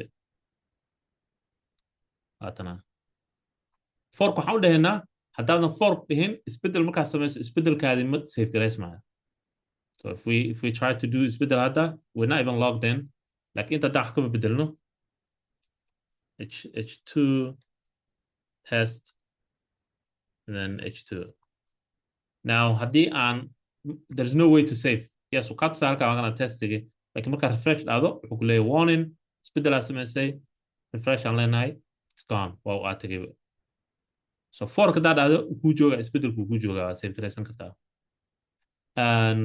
so tana meeshaan ku dhisaysaa marka CSS-ka waa kana marka CSS-ka intaa ku qoraysaa HTML-ka intaa ku qoraysaa you try to make website-ka inuu saan u ekaado like this let me zoom out saan inuu ekaada lagaa rabaa marka your goal that's your goal okay and so you follow waxaan dhan waxaa ku bedelaysaa marka waa kana instruction-kii waxaa leedahay week 1 about card use HTML markup sections replace placeholder content with your information style this with CSS to make the page look like the reference image on the student portal macnaheedu inta waxay leedahay HTML isticmaal waxyaalahan information-kan bedel oo meeshaan dhehaysa your name ka dhehayso magacaadaa ku bedelaysaa right sawirkaada soo qaadanaysa sawirkaada gelinaysa ama sawirkaada soo gelin kartaa daarabtid it's up to you and then you finish it that way waa kana marka about me sawirkaada and then a little bit description tagska waa waxyaalaha skills I'm learning hobbies all that once you finish markaad dhamaysid waxaa sameynaysaa oo soo diraysaa marka you submit here submit aad siinaysaa and meeshaan waxaad dooranaysaa I zoomed out meeshaan waxaad dooranaysaa week 1 linkiga hadda aad sameynaysay oo kan ahaa yaa soo copy garaynaysaa ogo waa inaad fork dhahdo marka hore and then isbedelkaa samaysid you paste it here and then waa soo diraysaa laakiin waxaa ku dhiman AI assignment-igi the AI assignment how do we do the AI assignment you go back week 1 AI assignment and you follow this instruction kana raacaysaa ChatGPT soo furaysaa waxaa gelinaysaa qoraalkan waxaa leedahay waxay dhistaa website la dhaho Mama's Kitchen using HTML and CSS in a single file including a header restaurant all that stuff once uu ku siiyo code uu ku siinayaa ChatGPT code bina ku laabanaysaa marka you go back to the home ka code banka waxaa furaysaa mid cusub sida meesha start coding or you log in first so let me log into a different account intaad taabanaysaa classic ben HTML ku siiyey ChatGPT intaa ku paste garanaysaa CSS ku siiyeen intaa ku paste garanaysaa and then waxaa kusoo baxaya website-kaadii maxaa la yidhi Mama's Kitchen yaa soo baxaya markaad save garaysid then you copy waxaa ku laabanaysaa meeshii oo submissionka yaa ku laabanaysaa inta waxaa gelinaysaa assignment-iga hore inta waxaa gelinaysaa AI-dii right see AI here assignment here and then week one aad dooranaysaa inta hoosta soo aadaysaa you don't need to upload anything inta hoose waxaad dooranaysaa levelkee micnaha markiga isiinaysaa so meet expectation or exceed expectation one haddaad dooratid don't even try keep working on assignment together and then qoraal yaraa qodka dadaaratid and then you submit that's the goalka isbuucan right isbuucan goalkiisa taas waa wax su-aala any question aniga Java suubi laakiin waxa ku suubi VS Code Java na soo diray VS Code oo ku samayn kartaa daaratid sida annaga samaynayna maanta if you feel comfortable with it otherwise it's okay waxaan rabaa inaad iyo GitHub yeah GitHub nuu jiraa wax la dhaho oon weli baranin so soo diray xataa yeah so hadda hore u taqaana yes laakiin code bank isticmaal for now GitHub waxaa soo baran doonaa we will learn all that isbuucyada soo socdo but hadda goalka waxaa waaye website-kan soo dhis customize garee information customize garee soo dir aad soo samee soo dir by Friday Tuesday-da maalinta talaadada iyo maalinta jimcada waan soo gelaya Zoom-ka qofka caawinaad u baahan you can come in wixii su-aalaha kaaga jawaabi karaa okay any question waqtigee soo geli karta macaan Tuesday-da waxaan soo gelayaa 11 marka aan ii tahay 11 Minnesota time intee joogtaa adi Minnesota laakiin xilligaa shaqa ku jira Tuesday yeah 11 aan soo gelaya ilaa waxaan ku jiraa maybe like 12 ilaa 1 waan ku jiraa maalinta jimcada waxaan soo gelaya galabtii like 5 camal aan soo gelaya haddii aad waqti kale u baahanta caawinaad WhatsApp igala soo xiriir like if you ever need help or you're stuck or waxaad samaynaysid send me message waxaa dhahdaa macallin intaan igu taagan sawir ka soo qaad screenshot ama taleefonkaa sawir ku qaad iisoo dir waxaa dhahdaa tanaan fahmi la'ahay anaa kusoo jawaabaya markaas insha allah thank you okay so yeah so inta follow garee assignment assignment and then once you're done then isbuuca labaadaan bilaabina insha allah okay wax su-aala any question macallin wixii ma go ahead sorry ku dila talaada iyo jimca kasta soo gashaa ma akooda extra yes it's a halla office hour waaye so one or 2 hours oo talaadada 11 bilaabanayso and then jimcahana waxaan soo galaynaa 5 aan soo galayaa 5 p.m. okay inshallah kasas baa so meeshaan fadhinayaa haddii ardayaan hel caawinad u baahan waan ku jiraynaa haddaan waayo 1 hour aan ku jiraya waan ka baxayaa haddii arday joogaana about 2 hours oo ku jiraynaa insha allah okay macallin Zoom kale ma noo shaqeynaya marka mise Zoom aan soo gelinaya I'll share Zoom oo office hours ka soo gelinaya so kuwa lecture-ka iyo office hours ismalaa kan lecture-ka waa kan maalinta Saturday-da kan office hours ka waan idiin soo diraya waad gashan kartaan calendar-kiina insha allah okay lecture-ka Saturday kaliya soconaa miya Saturday bas waa yes any question casharkan marka intee oo recordingka intee ka heliya aniga haddaan rabaa recordingka anaa idiin soo gelinayo WhatsApp idiin soo gelinayo so hadda waxaan sameynayaa I'll stop and then YouTube aan ku upload garaynaya si private and then waa idiin soo gelinaya WhatsApp okay macallin haddaan rabo intaan practice garayo HTML like too much practicing again where should I go from practicing the best place to go a couple of places that you know and W3 schools waa website fiican oo free code kam xataa free code kam uu jiraa yes W3 schools kana wuxuu ku fiican yahay like let's say camal harta inaad samaysid something like headingkii waxaas inaad practice garaysid you could go here try yourself at this and ku furaa meel aad bedeli kartid you could add things waxa ka bedeli kartaa waxa ku dari kartaa free code kam uu jiraa freecodecamp.org website kala waaye asagana oo ka caawinayo practice akaana ka samaysanaysaa. I'm not sure if I still have account with them. Let's see. I don't think I do. But yeah, so once you log in, inta arkaysa responsive web design certificate, also add this app, and then it starts with HTML, basics HTML. Click CSS, and then once you click this one, wuxuu ku keenayaa meeshaan oo like dhinacaan aad ku qori kartid code, dhinacaan uu yahay browser key, may inta instruction waaye, intana dhexdana waa code ka. So inta wuxuu ku leeyahay waxaad samaysaa find the line 1 of the editor and type the text welcome. So just write here text welcome, check the code, good to go, submit and continue. wuxuu ku leeyahay waxaa kiisaa ka maraysaa h1, kiisaa ka maraysaa h1. So you keep going like this until meel fog aad ka gaartid. wuxuu leeyahay waxyaalo badan. So haddaan dhaho let's say camalkan h1 aanan gelinin closing tagii, check aan dhaho, wuxuu leeyahay you should have a closing tag. wuxuu leeyahay qalad baad samaysay. Okay, so free code camp, I'm gonna share the link inshallah. So gonna so share gareynaya, just open my WhatsApp. Any other question? HTML everything ka barata miya mise basics ka bisa barato or the main inta bisa barato miya? Basics bisa u baahanta, wax kasta uma baahna inaad ka baratid. No, basics bisa u baahanta. I think xoog inaad saartay CSS more than HTML. HTML haddaad taqaanid tags ugu waaweyn, 10ka ugu horeeyo, 15ka ugu horeeyo, haddaad garanaysid sida loo isticmaalo, then CSS ka xooga saar. I'll say maybe like 80-20% HTML static gare, 80% CSS static gare. CSS is way more important than HTML. And as you go along, حتى marka advanced noqotid waa kusoo laalaabanaysaa. maantana waxaa maqlaysaa margin, padding, all this stuff, and then waxaa jira frameworks waxyaalo kale oo horey lasii habeeya jiro oo CSS isticmaalo. haddaa fahansantahay fundamentalska, haddaa fahansantahay meeshaan marayno hadda fundamentalska, waxay ka caawinaysaa inaad fahantid waxyaalaha kore. Foundationka ku jirnaa.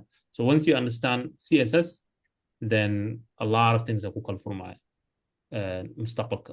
So HTML baro, yes, but don't spend too much time on it. The first 10-15 elements that isticmaali kartid, you're good to go. CSS ka saar xoog. Any question? korsaan waqti inta dheer u soconaa korsadaan wuxuu soconaa ilaa aan ka dhammaynin. garba camal qaadanaysaa Yeah, so meeqa bil camal sidee waxaa loogu talagalay about 6 months aa loogu talagalay, laakiin it could be 7-8 months oo noqon karaa. waxaa laga yaabaa Ramadaan inuu soo dhex gala, xataa sometimes holidays inay soo dhex galaan. So kama badnaanayo, laakiin 7-8 months kama badnaanayo korsadaan. markaas qof kasta waxaa la rabaa inuu wax dhisi karo sooma, keligiis dhisi karo, gacan la qaban karin. haddii aad let me just stop the recording because I feel like I might dib baa laga daawan doonaa. Because hadda asdheena gacanta